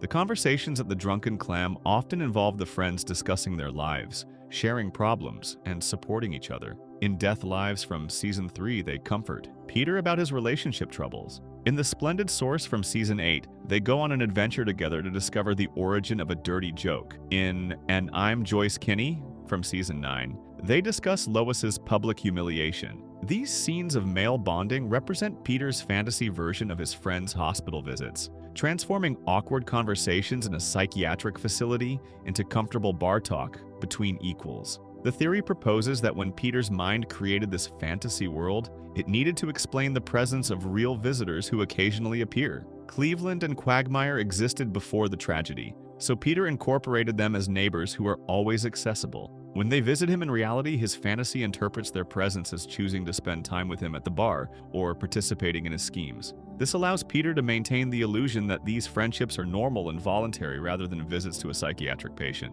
The fact that Cleveland took a break makes sense within this framework. Shared psychotic disorder is a real risk when supporting someone with delusions. Cleveland protected his mental health by stepping back, but Peter's fantasy couldn't acknowledge this abandonment directly. The Cleveland show represented Peter's elaborate explanation for why his friend stopped coming. When Cleveland returned, Peter's fantasy welcomed him back without examining why he really left. Quagmire's continued presence despite growing hostility suggests real Quagmire has complicated feelings about these visits. He maintains them out of loyalty or obligation, but he's exhausted and frustrated. His increasingly predatory and disturbing characterization in the fantasy reflects Peter's deteriorating mental state, corrupting even the characters based on real people. Nothing in the fantasy remains untainted by Peter's psychological breakdown, not even representations of friends who are actually there supporting him. Before we move on, make sure to subscribe if you're enjoying this breakdown. Understanding that Cleveland and Quagmire are based on real visitors while Joe is pure invention explains the different dynamics among Peter's friends. But there's another character in the fantasy who serves an even more complex psychological function, representing not a friend, but a fundamental split in Peter's own psyche. Section 7. Brian, Peter's lost intelligence and conscience. Among all the characters in Peter's fantasy world, Brian Griffin occupies the strangest position. He's the family dog, but he walks upright, speaks fluent English, drinks martinis, attends college classes, writes novels, and dates human women. No explanation is ever given for why this one dog has human intelligence, while all other dogs in Quahog are normal animals. The show simply accepts Brian's existence as a talking, anthropomorphic dog without justification. But the theory offers a compelling explanation. Brian isn't a real dog at all. He represents the part of Peter's mind that was intelligent, rational, and moral before the tragedy. Peter's psyche split after his breakdown, separating his former intelligence into a distinct character so he could maintain his self-image as a stupid failure while still having access to reasoning and conscience when absolutely necessary. When Family Guy premiered, Brian served a specific function in the show's structure. He was Peter's best friend and the family's voice of reason. While Peter made impulsive, foolish decisions, Brian provided rational perspective. While the family descended into chaos, Brian maintained calm. While everyone else reacted emotionally, Brian thought things through logically. In Brian, Portrait of a Dog from Season 1, when Peter tries to train Brian to be a normal dog, Brian resists because he values his intelligence and independence. The episode establishes that Brian's human-level intelligence is his defining characteristic. In early seasons, Brian genuinely helped Peter become a better person. In Brian in Love from Season 2, Brian goes to therapy and works through his problems, showing emotional maturity that Peter lacks. In Road to Rhode Island from Season 2, Brian opens up about his painful childhood and abandonment issues, demonstrating psychological depth. In Brian Wallows and Peter's Swallows from Season 3, Brian forms a genuine friendship with an elderly woman and learns valuable life lessons. These episodes portrayed Brian as intellectually and emotionally superior to Peter, serving as the family's moral center. The theory proposes that Brian represents who Peter actually was before the tragedy. Real Peter was intelligent and capable. He held a job, managed a household, and functioned as a responsible adult. He had the capacity for moral reasoning and emotional growth. But after losing his family, Peter saw himself as a complete failure, someone too stupid and worthless to have protected the people he loved. His guilt and self-loathing were so intense that he couldn't maintain this positive self-image. So his fractured mind split off these positive traits and projected them onto a separate entity, the family dog. Creating Brian as a separate character allowed fantasy Peter to be stupid and worthless while still having access to intelligence when needed. When Peter faces a problem that requires actual thought, Brian provides it. When Peter needs moral guidance, Brian offers it. When Peter requires someone to explain complex concepts to the audience, Brian serves that function. Brian is Peter's intelligence and conscience externalized, given physical form as a character who can interact with fantasy Peter while remaining fundamentally separate from him. This explains why Brian is a dog rather than a human character. Making him literally non-human emphasizes the separation between fantasy Peter's stupidity and Brian's intelligence. They can't be the same person because one is human and one is a dog. The physical species barrier reinforces the psychological barrier Peter's mind created to keep these aspects of himself separated. Brian's existence as a different species of animal allows Peter's fantasy to maintain this artificial split. The show provides evidence for this interpretation through the unusually close relationship between Peter and Brian. In Brian and Stewie from Season 8, an episode with no cutaway gags focused entirely on the two title characters, Brian and Stewie are trapped in a bank vault and have deep, honest conversations about their relationship and fears. Brian reveals genuine vulnerability and discusses his fear of death and meaninglessness. This episode demonstrates that Brian is capable of profound self-reflection and emotional honesty that Peter never displays. In Forget-Me-Not from Season 10, when Peter, Brian, Joe, and Quagmire wake up with amnesia in an empty hospital, they don't remember who they are or how they relate to each other. As they piece together clues, they make wrong assumptions about their relationships. But despite not remembering anything, Peter and Brian gravitate toward each other and form a bond. When Joe prepares to shoot Peter, believing he's an alien who destroyed the world, Brian jumps in front of Peter to sacrifice himself. Peter holds Brian's apparently dead body and cries. This episode is particularly significant to the theory because it involves a hospital setting, amnesia, and an empty world. These elements mirror Peter's actual situation, alone in a hospital, detached from reality, living in a constructed world that doesn't actually exist. The fact that Brian and Peter instinctively bond even without memories suggests their connection goes deeper than friendship. They're drawn together because they're actually the same person, two halves of one fractured psyche. When Brian takes a bullet for Peter, it represents Peter's mind protecting itself,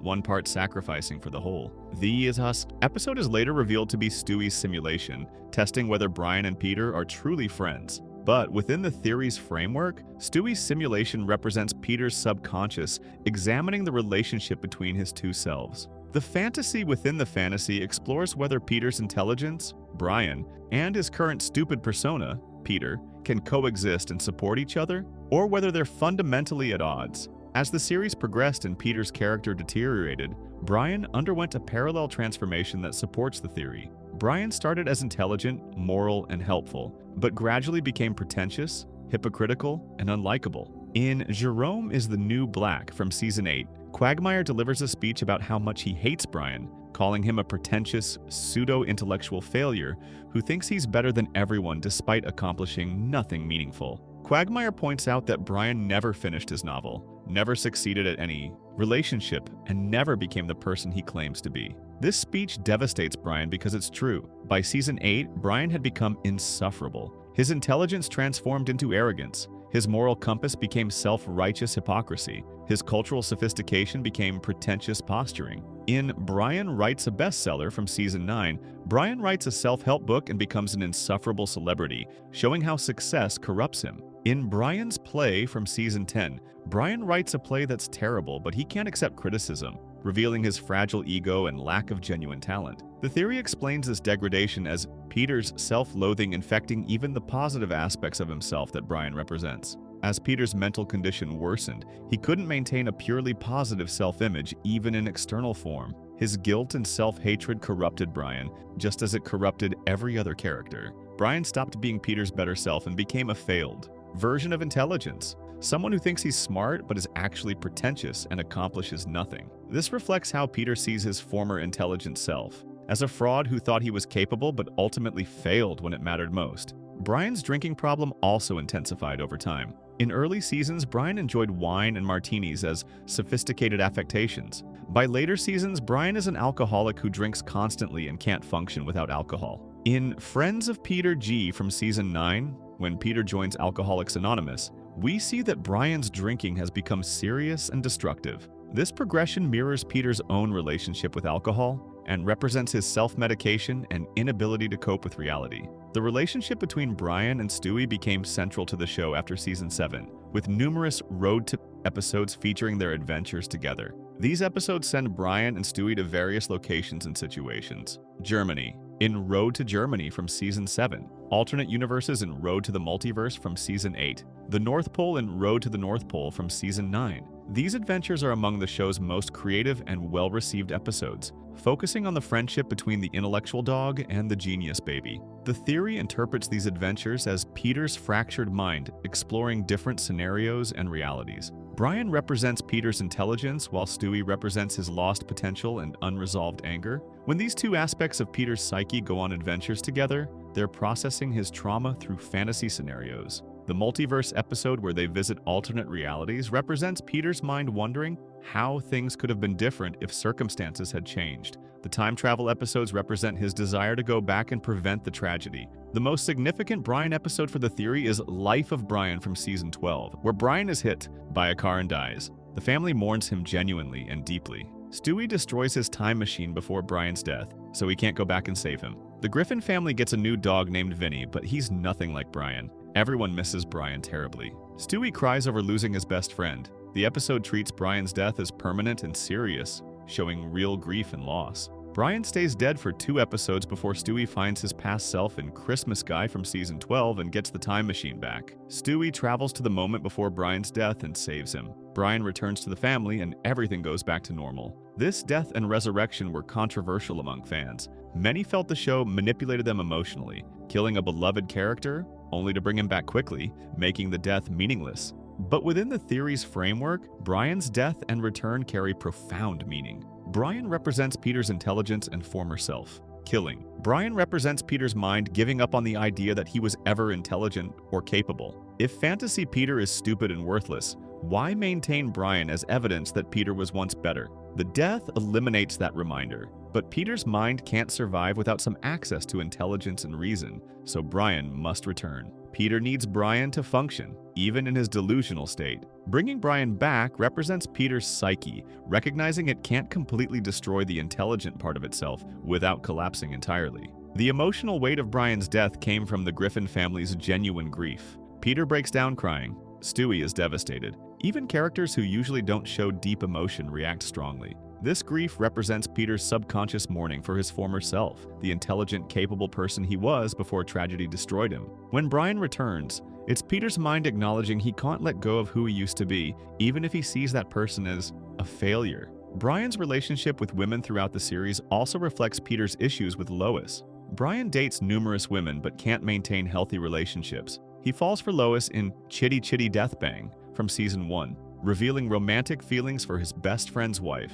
In Brian in Love from Season 2, Brian goes to therapy to deal with these feelings. Throughout the series, Brian's attraction to Lois surfaces repeatedly, creating tension between him and Peter. The theory explains this as Peter's mind splitting his feelings about Lois. Fantasy. Peter loves fantasy Lois, but he's also furiously angry at real Lois for taking her own life. He can't reconcile these feelings, so Brian carries the romantic love while fantasy Peter sometimes displays the anger. Brian's hopeless attraction to Lois represents the part of Peter that still loves his wife and wishes she were alive, while the rest of Peter's fantasy deals with his rage and blame. Brian's repeated relationship failures mirror Peter's failed marriage. Brian dates Jillian, a very unintelligent woman, in several episodes from Seasons 4 through 6. Their relationship fails because Brian can't respect someone he considers intellectually inferior, but he also can't attract women he considers his equals. This reflects Peter's guilt about his relationship with Lois. He couldn't protect her, couldn't save her, couldn't be the husband she deserved. Brian's relationship failures represent Peter's belief that he's incapable of sustaining healthy partnerships. The show occasionally acknowledges the strangeness of Brian being a talking dog.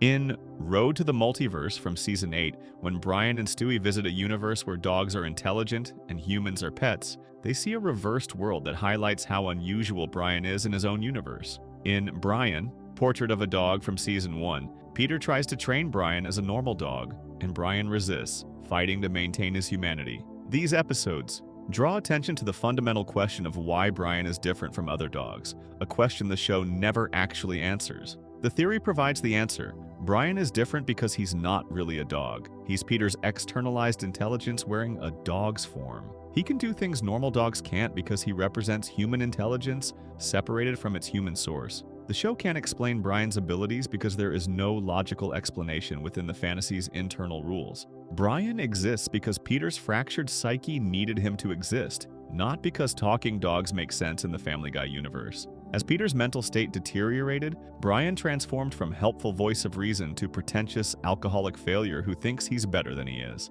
This degradation shows that even the positive aspects of Peter's former self couldn't remain untainted by his psychological breakdown. The intelligence Peter once possessed, now represented by Brian, has been corrupted by years of delusion and self-loathing. Brian is proof that Peter was once capable, but also evidence that those capabilities failed when they mattered most. Before we move on, make sure to subscribe if you're enjoying this breakdown. Understanding Brian as Peter's separated intelligence explains their unusual relationship, Brian's inexplicable nature, and his transformation over time. But Brian and all the other characters exist within a fantasy world that operates on increasingly bizarre rules. The way reality breaks down in Family Guy, with impossible situations and zero consequences, reveals something crucial about the deteriorating state of Peter's mind. Section 8. When reality breaks. Impossible situations and zero consequences. Peter's fractured psyche doesn't just explain the characters in his fantasy world, it also explains why that world operates under increasingly bizarre rules where physics don't matter, death is temporary, and actions have no lasting consequences. In early seasons, Family Guy functioned like a heightened sitcom where exaggerated things happened but generally followed cause and effect. By later seasons, the show descended into complete chaos where anything can happen without explanation and nothing that happens matters by the next episode. The theory proposes that this breakdown of logic and reality reflects Peter's deteriorating mental condition. As his psychological state worsens, his ability to maintain a coherent fantasy world collapses and the rules of his constructed reality disintegrate. When Family Guy premiered in 1999, it was clearly exaggerated comedy, but situations remained somewhat grounded in recognizable reality. In Death Has a Shadow from Season 1, Peter loses his job and hides it from Lois by collecting welfare checks. This is illegal and wrong, but it's something that could actually happen. In Holy Crap from Season 2, Peter's father visits and their relationship conflict feels like real family dysfunction. In Mr. Griffin Goes to Washington from Season 3, Peter becomes a corporate puppet for a tobacco company, which satirizes real political lobbying. These early episodes featured situations that were amplified for comedy but remained tethered to how the real world functions. Even the more absurd elements of early seasons had internal logic. In Death Lives from Season 3, Peter has a near-death experience, and death shows him visions of his life. This is supernatural, but the episode treats it seriously within its own rules. Death exists as a character with specific powers and limitations. The visions Peter sees are meaningful and affect his character. The episode has consequences that carry into Peter's behavior afterward. The supernatural elements serve the story rather than existing randomly. The show's early seasons also maintained consequences for Peter's actions. When Peter did something terrible, he faced repercussions. In Death Has a Shadow from Season 1, Peter gets arrested for welfare fraud and must stand trial. In I Am Peter, Hear Me Roar from Season 2,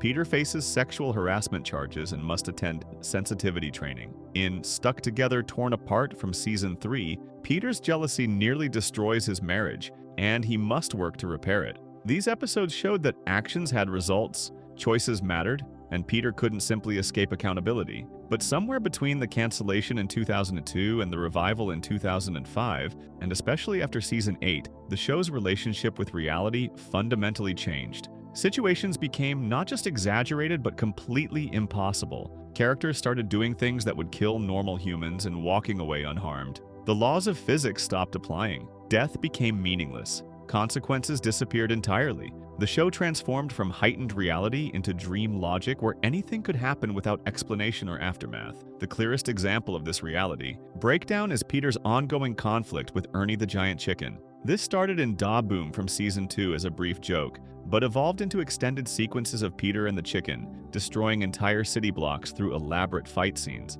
In No Chris Left Behind from Season 5, their fight demolishes buildings, crashes through structures, and causes massive property damage. In Internal Affairs from Season 10, their battle becomes even more destructive and violent. In Killer Queen from Season 16, they fight for over 7 minutes of screen time, destroying huge portions of Quahog. These fights should result in thousands of deaths. Buildings collapse with people inside, cars explode, structures are demolished in populated areas, but the show never addresses casualties or consequences. By the next scene, everything is normal. The city isn't damaged. Nobody mentions the destruction. Peter faces no legal consequences for the carnage. The fights exist in a bubble where reality suspends entirely, then resumes as if nothing happened. This is only possible in a fantasy world operating on dream logic rather than actual cause and effect. Peter's Petercopter, a helicopter made from household objects, appears in multiple episodes starting with the Cleveland Loretta Quagmire from Season 4.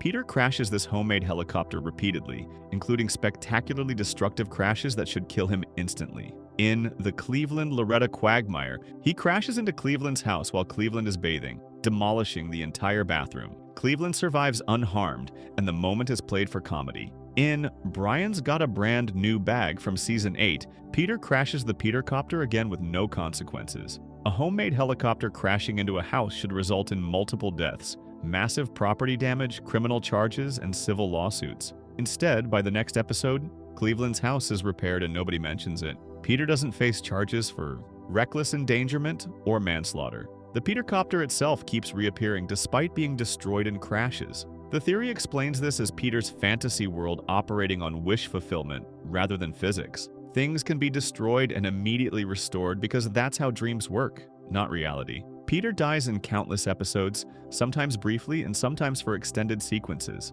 but he always comes back without explanation. In I Dream of Jesus from Season 7, Peter is shot in the head by Jesus and recovers instantly. In Total Recall from Season 11, Peter survives being shot multiple times. In The Simpsons Guy from Season 13, Peter and Homer Simpson fight and inflict injuries that should be fatal. In various cutaway gags across hundreds of episodes, Peter is crushed, exploded, impaled, burned, drowned, and killed in creative ways, only to be alive and fine in the next scene. The show acknowledges this pattern but doesn't explain it. Death has no weight or meaning for Peter. He can survive anything because he's not actually a real person subject to mortality. He's a fantasy projection of someone whose real body sits in a hospital bed. Fantasy Peter can't die because Peter's mind created him specifically to live forever with his family. Death in the fantasy is temporary and meaningless because Peter is using the fantasy to escape the permanence of real death. The show's treatment of violence escalated dramatically in later seasons. Early Family Guy featured cartoon violence that was clearly exaggerated, but not genuinely disturbing. Later seasons depict graphic gore, prolonged suffering, and violence that feels cruel rather than comedic. In Screams of Silence, the story of Brenda Q from Season 10, the gang murders Quagmire's sister's abusive boyfriend by beating him to death. The show treats this seriously during the episode, but never addresses legal consequences. In And I'm Joyce Kinney from Season 9, Peter releases a video of Lois from her past that humiliates her publicly. This would destroy their marriage in reality, but by the next episode, their relationship is normal. In Seahorse Seashell Party from Season 10, Meg's confrontation with her family should fundamentally change their dynamic, but she returns to being their punching bag by the end of the episode. In Christmas Guy from Season 12, Stewie kills a past version of himself to get his time machine back, which should create a paradox but doesn't. These episodes demonstrate that nothing matters in Peter's fantasy world. Murder doesn't result in arrest. Betrayal doesn't end relationships. Massive revelations don't change dynamics. Everything resets by the next episode because Peter's mind can't maintain consistent consequences. His fantasy exists to keep his family alive and together, so anything that would permanently alter that arrangement must be undone or ignored. The show's cutaway gags, one of its signature elements, also support the theory's interpretation. In early seasons, cutaway gags connected to the main story somehow. Peter would mention something, which would trigger a brief flashback or fantasy sequence illustrating his point. Then the show would return to the main plot. These gags were frequent but felt integrated into the storytelling structure. In later seasons, cutaway gags became more frequent, longer, and increasingly disconnected from anything happening in the main plot. Characters would trigger extended sequences that have nothing to do with the episode's story. The main narrative would stop completely for a minute or more while an unrelated scenario played out. These gags often made no logical sense and existed purely as random bits of humor without context or purpose. The theory interprets this as Peter's deteriorating mind losing the ability to maintain focused narrative. His fantasy fractures into disconnected fragments. He starts thinking about random scenarios and his fantasy world incorporates them, immediately interrupting whatever was happening. The increasing frequency and irrelevance of cutaway gags mirrors someone with severe mental illness losing the ability to maintain coherent thoughts, jumping between topics randomly as their mind fragments further. Time travel appears frequently in later seasons, with Stewie's time machine allowing characters to visit different periods and alternate timelines. In Meet the Quagmires from Season 5, Peter travels back to 1984 and changes his past, creating an alternate present. In Back to the Pilot from Season 10, Brian and Stewie travel to the show's first episode and interact with their past selves. In Life of Brian and Christmas Guy from Season 12, time travel allows Stewie to prevent Brian's death. Real people can't travel through time, but in a fantasy world created by a fractured mind, time becomes fluid. Peter's fantasy allows him to revisit his past, to see moments when his family was alive, to imagine changing the decisions that led to tragedy. The time travel episodes represent Peter's mind desperately trying to go back and prevent the accident, to save his family, to make different choices. His fantasy can't actually change reality, but it can provide the illusion of second chances and alternative outcomes. Supernatural elements also proliferate in later seasons. Death appears as a recurring character who Peter interacts with casually. God appears in multiple episodes. Jesus shows up and hangs out with the family. Angels, demons, ghosts, and other supernatural entities exist in Quahog without explanation. In The Birthday Bootlegger from Season 15, Peter and Lois are killed by death and go to heaven, but they come back. In The Three Acts of God from Season 12, God appears multiple times and performs miracles. These supernatural elements don't exist in reality, but they make perfect sense in someone's fantasy world. Peter's mind, shaped by Catholic upbringing and religious frameworks, incorporates these spiritual concepts into his fantasy. He meets death because he's obsessed with death and loss. He talks to God because he's questioning why his family was taken from him. These supernatural encounters represent Peter's subconscious trying to process trauma through religious symbolism his conscious mind understands. The show's increasing willingness to depict impossible crossover events also supports the theory. In The Simpsons Guy from Season 13, the Griffins meet the Simpsons, characters from a completely different television show created by different people. The episode treats this as normal, with both families existing in the same reality. In various episodes, characters from other shows, real celebrities, and fictional entities all interact with the Griffins, as if this makes sense. These crossovers are only possible in a fantasy world. Real people don't meet cartoon characters from other shows. But in Peter's mind, boundaries between fiction and reality have collapsed. His fantasy can incorporate anything he's seen on television, any character he's aware of, any scenario he can imagine. The Griffins meeting the Simpsons represents Peter's fractured psyche, losing the ability to distinguish between different fictional narratives, treating everything as equally real or unreal. The show's animation quality and style also changed significantly. Early seasons had simpler, more limited animation that kept the world feeling somewhat grounded. Later seasons feature increasingly elaborate animation sequences with fluid motion, detailed backgrounds, and cinematic effects. The Road to episodes in particular feature animation that goes far beyond normal Family Guy style, including different animation techniques and visual styles. This evolution could represent Peter's fantasy becoming more elaborate as he spends more time trapped in it. His mind creates increasingly complex scenarios and detailed environments as the delusion deepens. The fantasy expands and becomes more sophisticated because Peter has spent years refining it, adding details, creating new elements to keep himself engaged and distracted from reality. The consistency errors and contradictions that fans frequently notice also fit the theory's framework.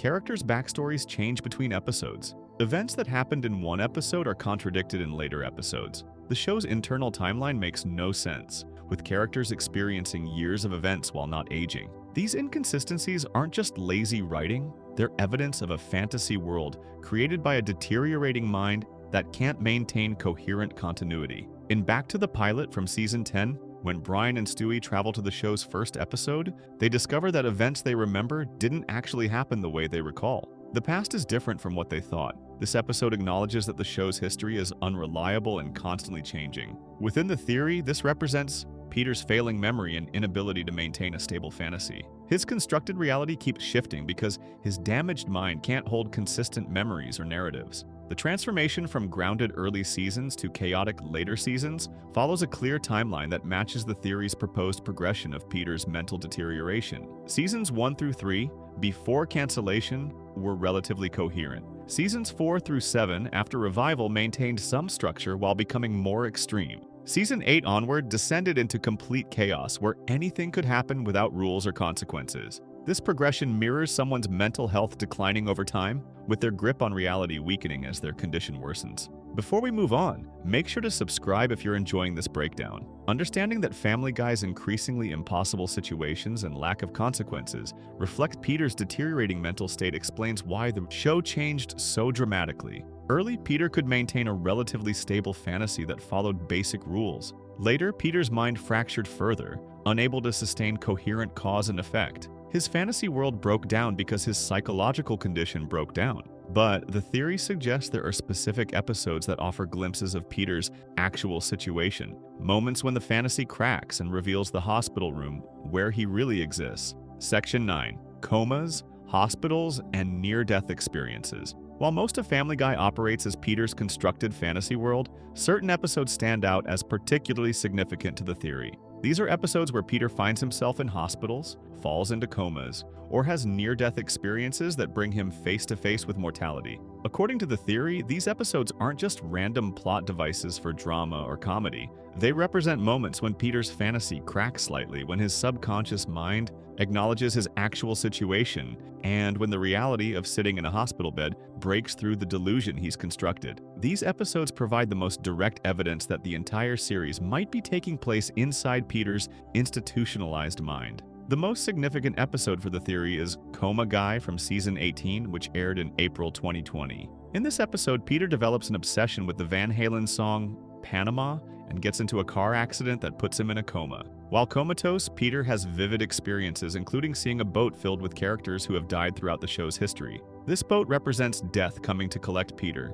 with deceased characters like Mayor Adam West, Angela, Peter's parents Francis and Thelma Griffin, and dozens of others who have passed away during the series, all waiting for him to join them. The imagery of this episode is striking. Peter sees himself surrounded by death, confronted with the permanence of loss, and facing the possibility of his own end. According to the theory, this episode represents Peter's subconscious briefly acknowledging reality. The coma within the fantasy mirrors his actual comatose state in the real world. The boat of dead characters represents all the people he's lost, particularly his family members. The episode shows Peter wrestling with whether to accept death or fight to stay alive, which could symbolize his mind deciding whether to remain in the fantasy or face the reality that his family is gone. In the episode, Peter ultimately chooses to wake up from the coma and return to his family rather than boarding the boat to the afterlife. He makes this decision when he learns there's no Wi-Fi on the death boat, which the show plays for comedy. But within the theory's framework, Peter choosing to wake up represents his mind choosing to remain in the fantasy rather than accept the finality of death. He can't board that boat because doing so would mean acknowledging that his family is truly gone. He wakes up and returns to the fantasy where they're all still alive, even though that reality is a delusion. This isn't the first time Peter has been in a coma in the show. In Are You There, God? It's Me, Peter. From Season 5, Peter suffers a stroke after getting his testicles tangled with a rope and falling downstairs while attached to the couch. He falls into a coma and meets God during this near-death experience. God shows Peter visions of his life and explains that Peter's time hasn't come yet. Peter wakes up and returns to his family. The recurring pattern of Peter falling into comas is unusual for a sitcom. Most shows might feature one coma episode as a special event. Family Guy has multiple episodes where Peter specifically loses consciousness and enters a death-like state. The theory explains this repetition as Peter's actual situation bleeding into his fantasy. He's in a real coma or vegetative state in a hospital, so his fantasy mind keeps returning to scenarios involving hospitals, unconsciousness, and near-death experiences, because these mirror his actual condition. The episode Forget Me Not from Season 10 provides even more compelling evidence. In this episode, Peter, Brian, Joe, and Quagmire wake up in a hospital with complete amnesia. They don't know who they are, where they are, or how they relate to each other. When they leave the hospital, they discover that Quahog appears to be completely empty. No other people exist. They wander through an abandoned world trying to piece together their identities from clues they find. This setup mirrors the theory's premise almost exactly. Peter wakes in a hospital with no memory, discovers the world is empty, and must reconstruct his identity. According to the theory, this represents a moment when Peter's fantasy nearly collapsed entirely. His mind briefly acknowledged that he's in a hospital, that the world he remembers doesn't exist, and that he's alone. The amnesia represents his mind trying to reset, to create a fresh start without the trauma and constructed narrative. During the episode, Peter and Brian form a natural bond,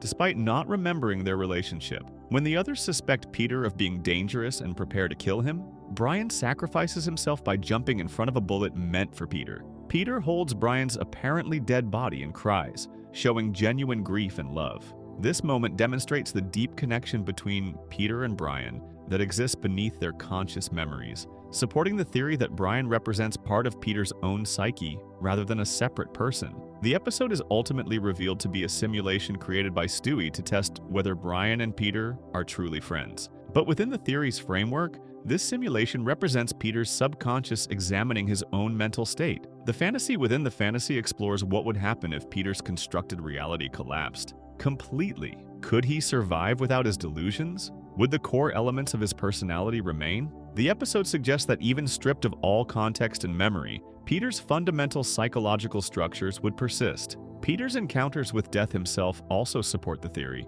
Death appears as a recurring character throughout the series, someone Peter meets and interacts with directly. In Death is a Bitch from Season 2, Peter injures Death and must take over his duties temporarily. Peter literally becomes Death, taking people's lives according to a predetermined schedule. This episode forces Peter to confront mortality directly and understand that death is inevitable and necessary. In Death Lives from Season 3, Death returns and shows Peter visions of his life, including how he met Lois and the moments that shaped their relationship. Death explains that Peter's existence has meaning and purpose, encouraging him to appreciate his life and family. These encounters with Death represent Peter's mind grappling with the losses he's suffered. He meets Death repeatedly because Death has become central to his existence. His family died and his entire fantasy world exists to deny that Death's permanence. The visions Death shows Peter in Death Lives are particularly significant. Peter sees alternate versions of his life, moments when different choices could have led to different outcomes.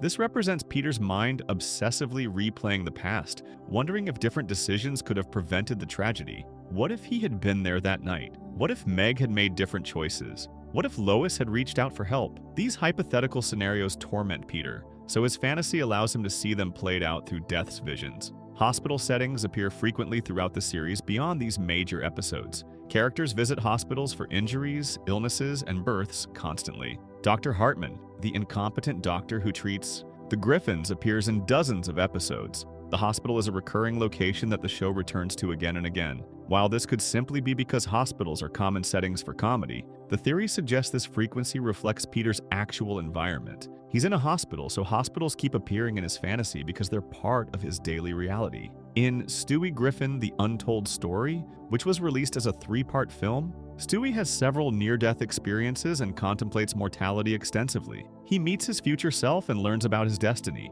He creates scenarios where he dies and observes how his family would react. This obsessive focus on death and dying mirrors what the theory proposes about Peter's mental state. His fantasy is saturated with death because death is what he's trying to escape through his delusions. The episode Brian and Stewie from Season 8 takes place almost entirely in a bank vault where the two characters are trapped. Together, they have extended conversations about their relationship, their fears, and their understanding of existence. Stewie reveals vulnerability about his place in the world and whether he matters. Brian discusses his fear of meaninglessness and death. This episode strips away the usual comedy and cutaway gags to focus on existential questions about mortality and purpose. Within the theory, this episode represents Peter's mind having a conversation with itself. Brian and Stewie, both aspects of Peter's fractured psyche, discuss the fundamental questions that torment him. Does his life have meaning after losing his family? What happens when we die? Is it better to have existed and suffered loss than never to have existed at all? The bank vault represents Peter's mind being trapped in his own thoughts, unable to escape these questions. The theme of alternate realities and parallel universes also connects to hospital and death imagery. In Road to the Multiverse from Season 8, Stewie and Brian travel to universes where fundamental rules are different. They see worlds where they never existed, worlds where everything is slightly different, worlds where the past changed and created new presents. These alternate realities represent Peter's mind imagining scenarios where his family didn't die, where the accident never happened, where they're all still alive in different forms. The frequency of Peter's near-death experiences increases in later seasons as his character becomes more reckless and self-destructive. He survives situations that should kill him dozens of times. He's shot, exploded, crushed, poisoned, drowned, and killed in countless ways, but he always comes back. The theory explains this as Peter's subconscious knowledge that he's not actually experiencing these things physically. He's mentally constructing scenarios where he dies because death has become meaningless in his fantasy world. Real death already took his family, so fantasy death can't hurt him. When Peter faces these near-death scenarios, he often shows surprising calmness or even indifference. He doesn't react with appropriate fear because somewhere in his subconscious, he knows it's not real. He's in a hospital bed in a vegetative state, so what happens to fantasy? Peter doesn't matter. This detachment from mortality reflects someone who has already lost everything that made death frightening. What's left to lose when your entire family is already gone? The Boat of Dead Characters in Coma Guy provides a visual inventory of loss throughout the series. Dozens of characters who died appear on that boat, representing the accumulated deaths Peter has witnessed or caused in his fantasy. But the theory suggests these deaths aren't just random story events. Each death in the fantasy processes Peter's real grief. Every character who dies represents another aspect of Peter working through his loss. The Boat Full of the Dead shows how much death saturates Peter's fantasy world, because death saturates his actual existence. These hospital and death episodes create a pattern that supports the theory's central premise. Peter repeatedly finds himself in hospitals, in comas, facing death, meeting death, and grappling with mortality. These aren't random plot choices, but consistent themes that run through the entire series. They represent moments when Peter's fantasy becomes thin and his actual situation as a hospitalized patient breaks through into his constructed reality. Before we move on, make sure to subscribe if you're enjoying this breakdown. Understanding these episodes as windows into Peter's real condition provides context for the entire series. But hospitals aren't the only institutional setting that appears repeatedly in the fantasy. There's another type of facility that shows up with suspicious frequency, one that would make perfect sense if Peter is actually institutionalized in a very specific way. Section 10, the Mental Asylum Connection. While hospital episodes hint at Peter's comatose state, there's another type of institutional setting that appears throughout Family Guy with remarkable frequency: mental asylums and psychiatric facilities. These locations show up in episodes ranging from brief background jokes to entire plots centered around abandoned institutions. According to the theory, these recurring mental asylum settings aren't coincidental. They represent Peter's subconscious awareness of where he actually is. If Peter suffered a complete mental breakdown after losing his family and was institutionalized in a psychiatric facility, his fantasy mind would naturally incorporate these institutional settings as his subconscious tries to process his real environment. The most significant episode for this aspect of the theory is Peter Normal Activity from Season 14, which aired in October 2015. In this episode, Peter and his friends go to see a horror movie sequel but are disappointed by how terrible it is. Peter declares they could write a better horror movie themselves, and Joe suggests they visit the abandoned Quahog Mental Asylum for inspiration.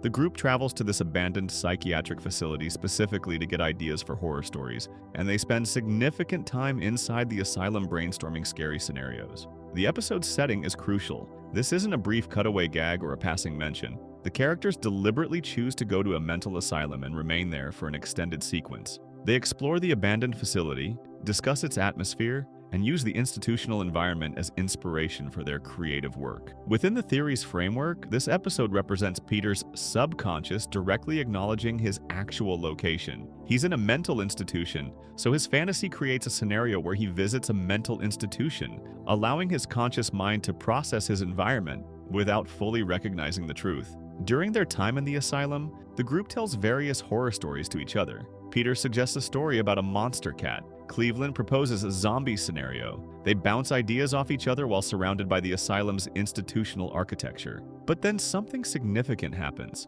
They encounter a janitor in the facility and, startled and frightened, they accidentally kill him. The group panics about having murdered someone and tries to cover up the crime by burying the body. This plot development carries symbolic weight within the theory. Peter and his friends kill someone inside a mental asylum and then try to hide what happened. This could represent Peter's subconscious guilt about his family's deaths and his attempt to suppress that truth. The murder happens specifically inside the institutional setting where Peter actually exists, suggesting his mind is trying to process both his location and his guilt simultaneously. The fact that they discover later the janitor was supposedly a war criminal whose death doesn't matter mirrors Peter's psychological need to justify or dismiss his feelings about what happened to his family.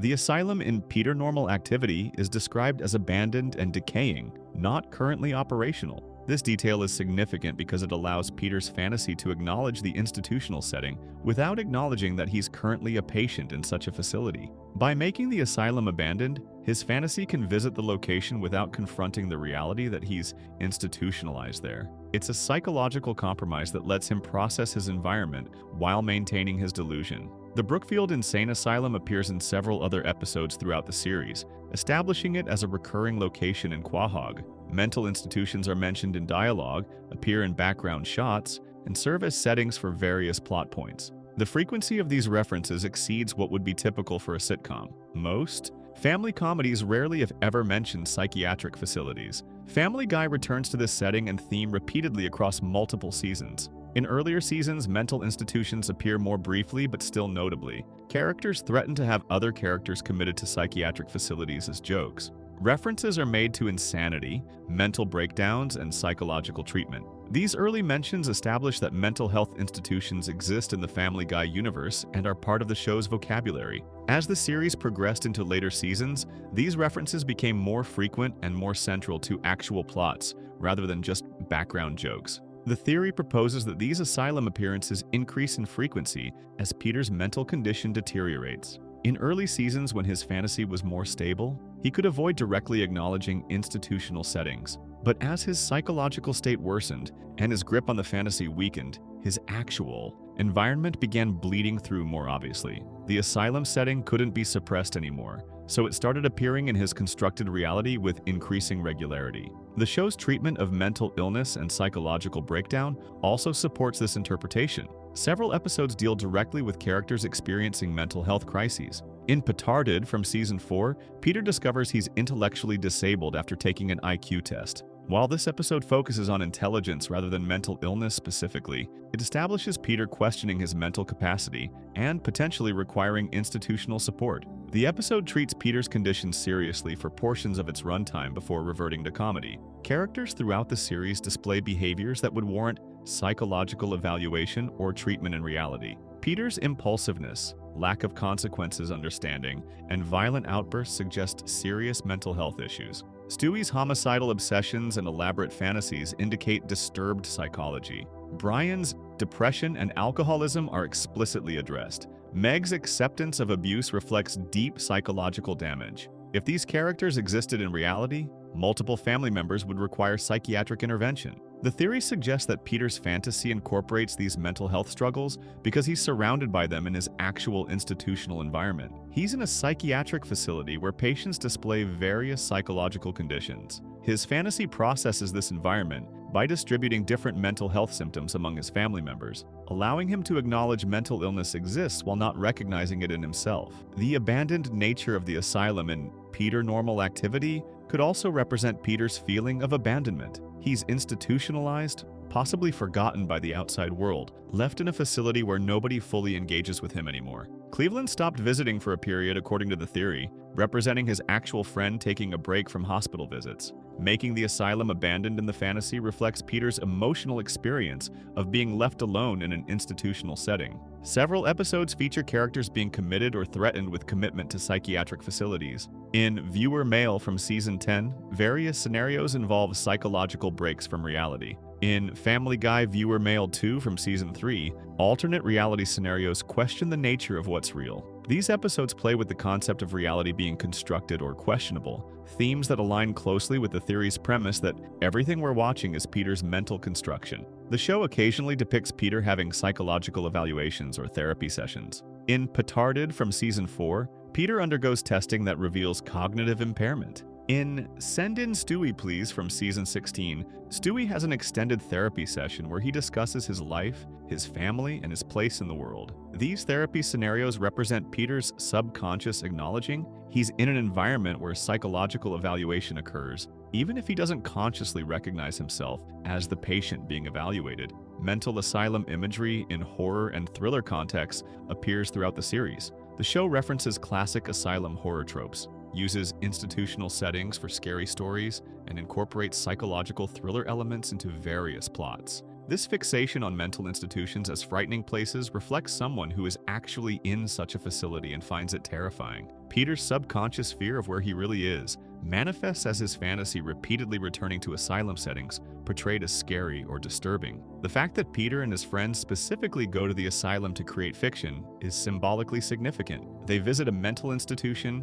to construct stories, to imagine scenarios, to create false narratives. This mirrors what the theory proposes Peter is doing with his entire fantasy world. He's in a mental institution creating an elaborate fiction about his family being alive. The episode Peter Normal Activity has Peter literally doing on a small scale what he's doing with his entire existence, using an institutional setting as the location where he constructs fantasy narratives. When the group discovers they've killed someone in the asylum, they work together to hide the evidence and maintain a false version of reality where the murder didn't happen. This directly parallels Peter's psychological situation in the theory. He's suppressing the truth about his family's deaths and maintaining a false reality where they're all alive. The murder cover-up in the asylum represents his ongoing effort to keep reality hidden and maintain his delusion. The casual way characters discuss mental institutions in later episodes also reflects psychological normalization. When something becomes normal to us through constant exposure, we stop finding it unusual. If Peter has been institutionalized for years, psychiatric facilities would feel normal to him.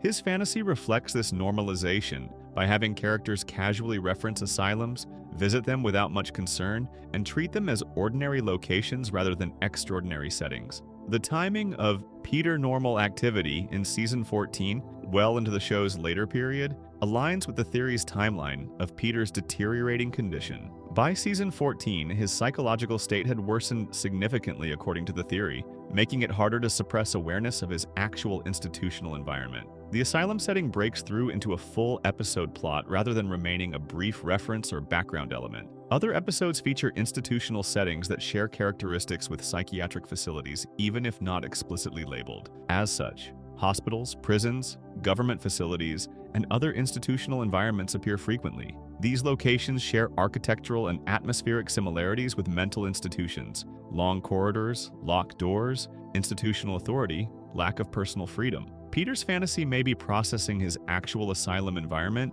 through various institutional settings rather than always depicting it as specifically psychiatric. The theory's explanation for these recurring asylum appearances is straightforward. Peter is actually in the Brookfield Insane Asylum, or a similar psychiatric facility following his mental breakdown. His fantasy mind tries to suppress this reality but can't completely. His actual environment bleeds through into the fantasy, manifesting as abandoned asylums, brief institutional references, and eventually entire episodes set in mental health facilities. The frequency and prominence of these settings increase as his condition worsens and his ability to maintain the fantasy weakens. Understanding that Peter is likely in a mental institution rather than a standard hospital for physical patients adds a specific layer to the theory. He's not just comatose from physical injury, he's psychologically broken, unable to cope with reality, maintained in a facility designed for people who have lost touch with the real world. This explains why his fantasy is so elaborate and persistent. He's not briefly unconscious. He's been detached from reality for years, possibly decades, giving his mind time to construct and refine this detailed fantasy world where his family still exists. Before we move on, make sure to subscribe if you're enjoying this breakdown. But the asylum setting isn't the only evidence that the show itself knows what it's doing. There are moments throughout the series where Family Guy becomes self-aware, where characters acknowledge they're in a television show where the fiction explicitly recognizes itself as fiction. These metafictional elements take on profound new meaning when viewed through the theory's lens. Section 11. The show knows. Meta-awareness and self-destruction. Beyond the hospital episodes and asylum settings that hint at Peter's real situation, Family Guy exhibits another characteristic that becomes crucial to the theory: an increasing awareness of its own fictional nature. Characters break the fourth wall constantly, acknowledge they're in a television show, reference the writers and producers directly, and comment on the show's own quality and structure. This metafictional awareness has grown dramatically over the series run, transforming from occasional jokes into a defining feature. According to the theory, this isn't just postmodern comedy. It represents Peter's subconscious understanding that his fantasy world isn't real, that he's constructed a fiction, and that maintaining the delusion requires increasingly desperate efforts as his mind fractures further. When Family Guy premiered, fourth wall breaks were relatively rare and subtle. Characters would occasionally glance at the camera or make references that acknowledged an audience. But these moments were brief and played for quick laughs. The show operated primarily as if the characters existed in their own reality without awareness of being watched or written. In Death Has a Shadow from Season 1, the focus remained on telling a story within the world's rules, rather than commenting on those rules from outside. But as the series progressed, especially after the revival and particularly after Season 8, metafictional elements became constant. Peter began talking directly to the audience regularly, explaining jokes, commenting on the episode's structure, and acknowledging he was a character in a television show. In later seasons, hardly an episode passes without someone breaking the fourth wall, referencing the writers, or acknowledging the show's fictional nature. This progression mirrors this theory's timeline of Peter's psychological deterioration. The most explicit example of the show's self-awareness comes in Inside Family Guy from Season 15, which aired in September 2016. This episode completely shatters any pretense that the characters exist in their own reality. The episode reveals that Family Guy is actually a show within a show, produced by actors playing the Griffin family members. We see the supposed real actors who play Peter, Lois, Chris, Meg, Stewie, and Brian, along with the crew that produces the fictional television series called Family Guy. The episode shows these actors dealing with typical production problems, budget concerns, creative differences, network interference, and interpersonal conflicts. The actor playing Peter is revealed to be professional and thoughtful, completely unlike the character he portrays. The actress playing Lois deals with being typecast. The child actors playing Chris and Meg navigate Hollywood's challenges. The episode treats this reveal as if everything we've watched for 15 seasons was performed by actors on a set, rather than being the lives of actual characters. Within the theory's framework, this episode represents Peter's subconscious directly acknowledging that nothing is real. His mind explicitly tells him that the world he's been living in is constructed, performed, fictional. The fantasy itself reveals it's a fantasy. This would be psychologically devastating if Peter's conscious mind fully processed it, but the episode exists as just another story that gets forgotten by the next week. Peter's mind can acknowledge the truth without truly accepting it, allowing him to continue his delusion. The show frequently features characters discussing their own show's quality, structure, and creative decisions. Peter and other characters make jokes about Family Guy's writing, animation, and production. They reference specific episodes from the show's history. They comment on which seasons were better or worse. They acknowledge criticisms that real-world fans and critics have made about the show. This level of self-awareness is unusual for fictional characters who supposedly exist within their own reality. In Be Careful What You Fish For from Season 10, Peter directly addresses the audience about the episode's structure. In Valentine's Day and Quahog from Season 11, characters comment on the episode being formatted differently than usual. In The Simpsons Guy from Season 13, when the Griffins meet the Simpsons, both groups discuss their respective shows, comparing animation styles, joke structures, and which show is better. The characters acknowledge their characters in competing television programs. Cutaway gags increasingly involve characters acknowledging they're about to do a cutaway gag. Peter will say he's reminded of something, then pause and look at the camera before the cutaway begins. Sometimes cutaways are interrupted by characters commenting on how long they're taking or how poorly they're working. The show deconstructs its own signature element, with characters inside the show critiquing the cutaway structure that defines Family Guy's comedy style. The theory suggests this metafictional awareness represents Peter's fragmenting grip on his delusion. In early seasons, his fantasy could maintain the illusion of being real, but as his condition worsened and he spent more years trapped in the fantasy, his subconscious understanding that it's not real began breaking through. The characters acknowledge being fictional because Peter's mind can't fully suppress the truth anymore. His fantasy knows it's a fantasy, even if his conscious mind won't accept that knowledge. Time and continuity are explicitly acknowledged as meaningless in the show's universe. Characters reference being the same age for decades. They mention how events from earlier seasons are impossible given the current timeline. They point out contradictions between episodes. In Back, to the pilot from season 10, when Brian and Stewie travel to the show's first episode, they discover their memories don't match what actually happened, and the episode explicitly discusses how the show's history is inconsistent and unreliable. This acknowledgement of inconsistent continuity reflects a fantasy world that can't maintain coherent rules because it's being created by a deteriorating mind. Real memories and histories remain consistent because reality has actual continuity. But Peter's fantasy shifts and contradicts itself because his damaged psyche can't maintain stable narratives. The show, acknowledging this inconsistency, represents his subconscious, recognizing the fantasy's fundamental instability. Death and resurrection are explicitly treated as meaningless within the show's universe. Characters die and return without explanation, and the show acknowledges this openly. When Brian dies in Life of Brian from season 12, the episode treats it seriously, but when he returns in Christmas Guy, characters acknowledge how unusual it is that death was reversed. Throughout the series, characters comment on how they've died before but came back. Death has no weight because the characters themselves recognize nothing is permanent in their world. The show increasingly features characters who seem aware they're trapped in a narrative structure. They discuss episode formats, season arcs, and storytelling conventions. They predict what will happen next based on sitcom formulas. They comment when episodes deviate from expected patterns. This awareness of narrative structure suggests characters who know they exist within a constructed story, rather than living authentic lives with unpredictable futures.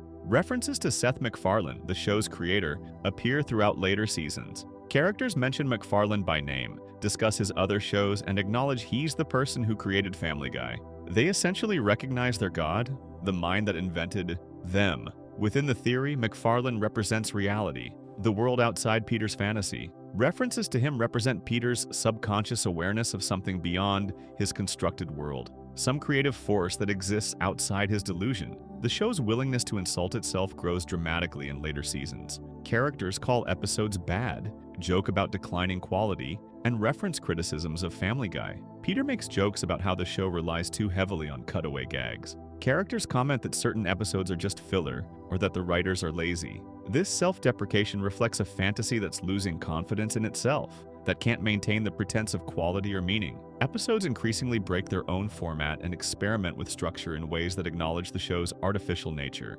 Musical episodes, anthology episodes, episodes told backwards, episodes that parody other shows or movies. These experimental formats remind viewers that Family Guy is a constructed product rather than a window into real lives. The theory suggests these format experiments represent Peter's mind trying different approaches to maintain his fantasy as the standard approach stops working. Crossover episodes and celebrity appearances are treated differently in later seasons. Early celebrity guest stars appeared as if they naturally existed in Quahog. Later celebrity appearances involve characters acknowledging how strange it is that famous people keep showing up in their small Rhode Island town. The show draws attention to its own implausibility, with characters questioning why their lives involve so many encounters with celebrities and fictional characters from other properties. The Road to Mud episodes featuring Brian and Stewie's adventures increasingly involve meta-fictional elements. They visit universes with different animation styles. They discuss the nature of reality and fiction. They explicitly reference being in a television show. Road to the Multiverse. From season 8 shows them visiting a universe where humans are cartoons, and another where they're live action, explicitly acknowledging their cartoon nature and the artificiality of their usual world. Characters in later seasons discuss their character development or lack thereof. They acknowledge they don't grow or change despite experiences that should transform them. They comment on being stuck in repeating patterns. Peter explicitly discusses being the same person despite years passing and events that should have consequences. This awareness of stagnation reflects a fantasy that knows it's not progressing like real life, that recognizes its circular, unchanging nature. The show increasingly features characters expressing exhaustion with their own existence. They seem tired of their lives, their relationships, and the repetitive nature of their experiences. Lois talks about being stuck in the same marriage. Brian discusses feeling his life lacks meaning. Even Peter occasionally expresses weariness with the constant chaos. This exhaustion reflects Peter's own exhaustion with maintaining his fantasy. He's been trapped in this delusion for so long that even the fantasy itself feels tired.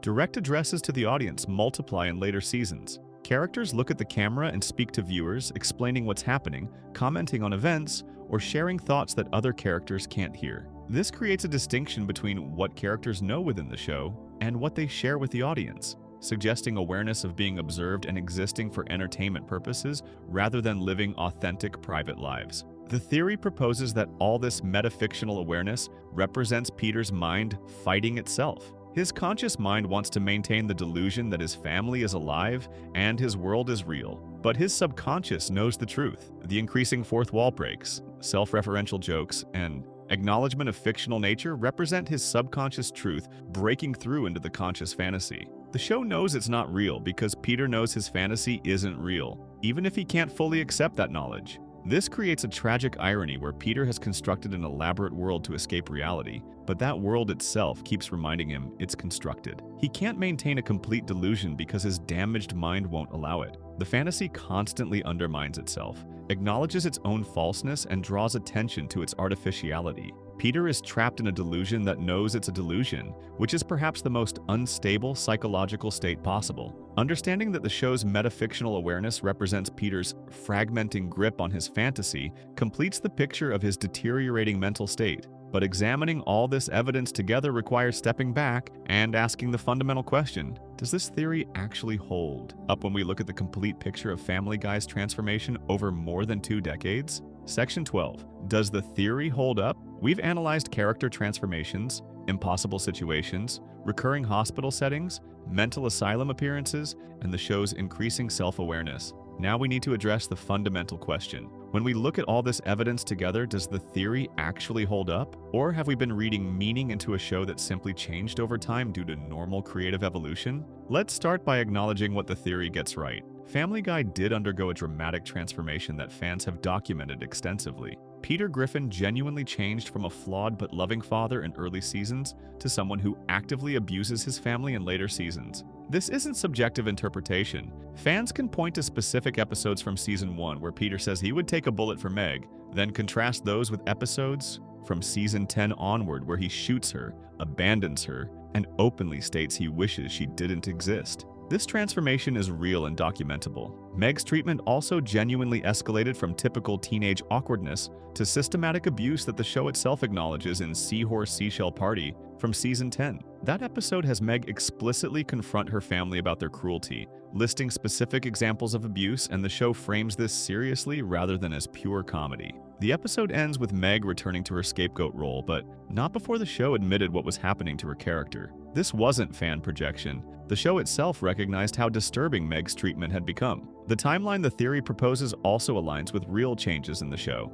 Season 8, which the theory identifies as when Peter's mental state severely deteriorated, is exactly when many fans noticed the show becoming significantly darker and meaner. This isn't retroactive. Pattern finding. Fans were complaining about the show's tonal shift in real time as these seasons aired. The theory provides an explanation for changes that viewers genuinely observed and discussed. The show's increasing impossibility and lack of consequences is also factual. Early episodes featured exaggerated but relatively grounded situations with actual consequences. Later episodes feature completely impossible scenarios like Peter's extended fights with a giant chicken that destroys city blocks, or Peter dying and returning to life constantly, or supernatural elements appearing without explanation. Physics and logic stopped mattering. Death became meaningless. The show transformed from heightened reality to pure chaos, and the theory offers a framework for understanding that transformation. Hospital and asylum settings do appear with unusual frequency. Coma Guy from Season 18 literally features Peter in a coma, seeing a boat full of dead characters.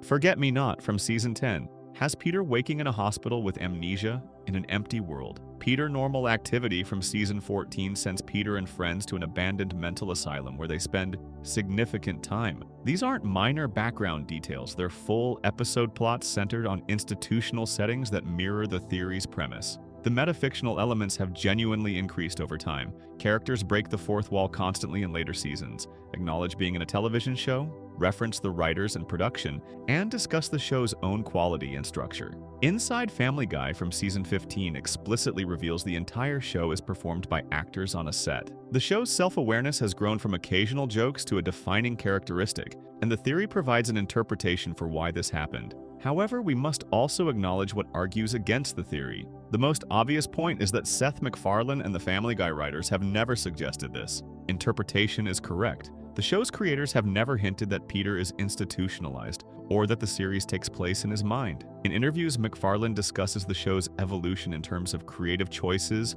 network demands, and changing comedy styles, not as depicting a man's psychological breakdown. The theory was created entirely by fans, not by the people who actually make the show. The changes in Family Guy can be explained through normal television production realities. The show was canceled in 2002 and revived in 2005. When it returned, it had different writers, a bigger budget, and fewer restrictions from the network. The show's success gave creators more freedom to push boundaries. Comedy styles changed between the early 2000s and 2010s, with audiences responding to more extreme and shocking humor. Family Guy evolved with these trends, becoming darker and more outrageous because that's what successful animated comedies were doing. Character flanderization happens in nearly every long-running sitcom. Homer Simpson became more stupid over time. Ned Flanders became more religious. Characters in The Office, Parks and Recreation, and countless other shows had their defining traits exaggerated as seasons progressed. This is normal television writing, not evidence of deliberate psychological narrative. Peter becoming more extreme doesn't require a tragic backstory.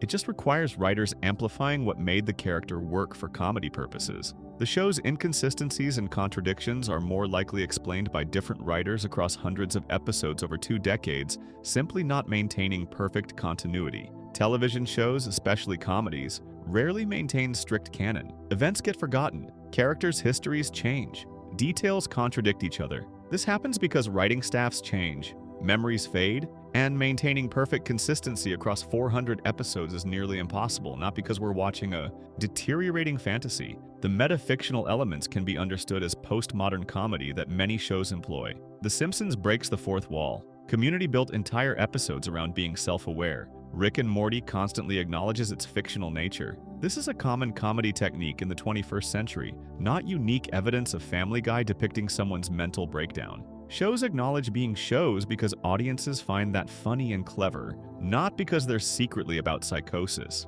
So where does this leave us? The theory doesn't hold up as the creator's intended meaning because the creators never intended it. It's not the real explanation for Family Guy because there's no hidden real explanation. The show changed because creative teams change, comedy evolves, and long-running series inevitably transform. These are mundane, practical reasons, not profound psychological narratives. But here's what makes the theory valuable despite not being true. It perfectly explains why so many fans feel like Family Guy lost something crucial between early seasons and later seasons. The theory articulates a feeling that many viewers have about the show's transformation. Something did change fundamentally. The show that started as a family sitcom about flawed but loving people became something darker, crueler, and more detached from emotional reality. Viewers noticed this change and felt uncomfortable with it, even if they couldn't articulate exactly what happened. The theory provides that articulation. It says, the show feels different because it represents a mind breaking down.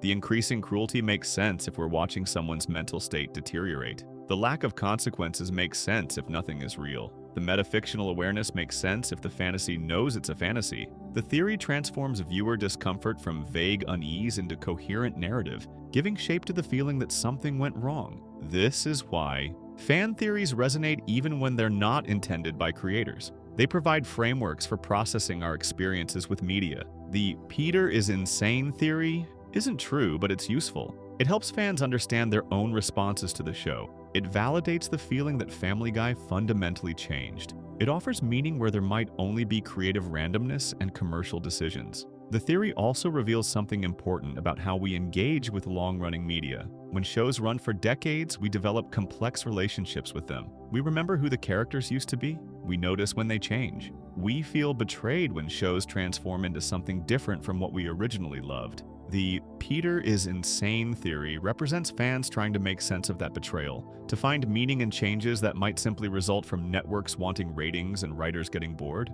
Fan theories like this one demonstrate active creative engagement with media. Rather than passively accepting what's presented, fans analyze, interpret, and construct alternative meanings. They find patterns, identify inconsistencies, and build elaborate explanations that often prove more interesting than the actual shows. The Peter is insane theory is more emotionally compelling than the reality of writers' rooms making pragmatic decisions about comedy direction. The theory also highlights how animated sitcoms occupy a strange space in television. Because characters don't age and settings remain static, these shows exist outside normal time. 20 years pass in our world while the Griffins remain the same ages living in the same house. This temporal impossibility creates space for theories about dreams, comas, and alternative realities. If the characters don't exist in normal time, maybe they don't exist in normal reality either. The theory exploits this inherent weirdness of animated sitcom format. Looking at Family Guy through this theory's lens reveals how much darkness has crept into what's supposedly family entertainment.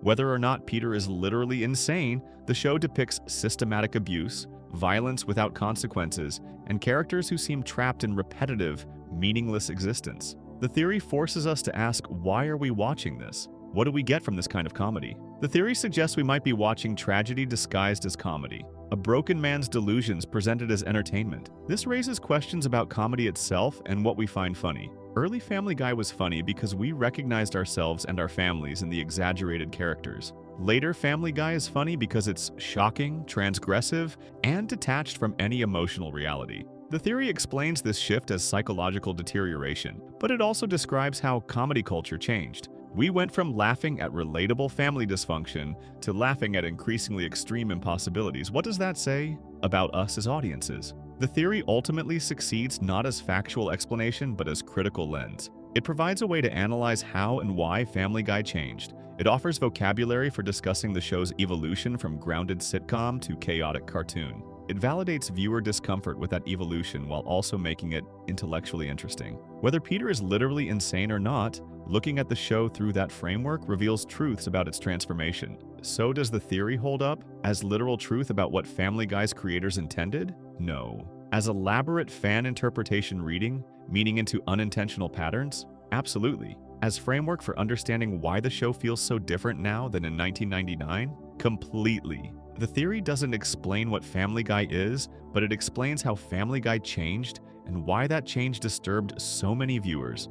The Peter is insane theory will never be confirmed or intended by the show's creators, but it will continue resonating with fans because it provides meaning and structure to their experience of watching a beloved show transform into something they barely recognize. It turns confusion and disappointment into narrative. It makes the show's worst impulses understandable, if not forgivable. And it demonstrates that sometimes the stories fans tell about media are more interesting than the media itself. Whether Peter Griffin is actually sitting in a mental hospital imagining his dead family is beside the point. What matters is that this interpretation helps fans process their relationship with a show that changed dramatically over 2 decades. The theory holds up not as fact, but as feeling. Not as truth, but as framework for understanding truth. And in the end, that might be exactly what fan theories are supposed to do. If you enjoyed the video, make sure to subscribe, and I'll see you in the next video.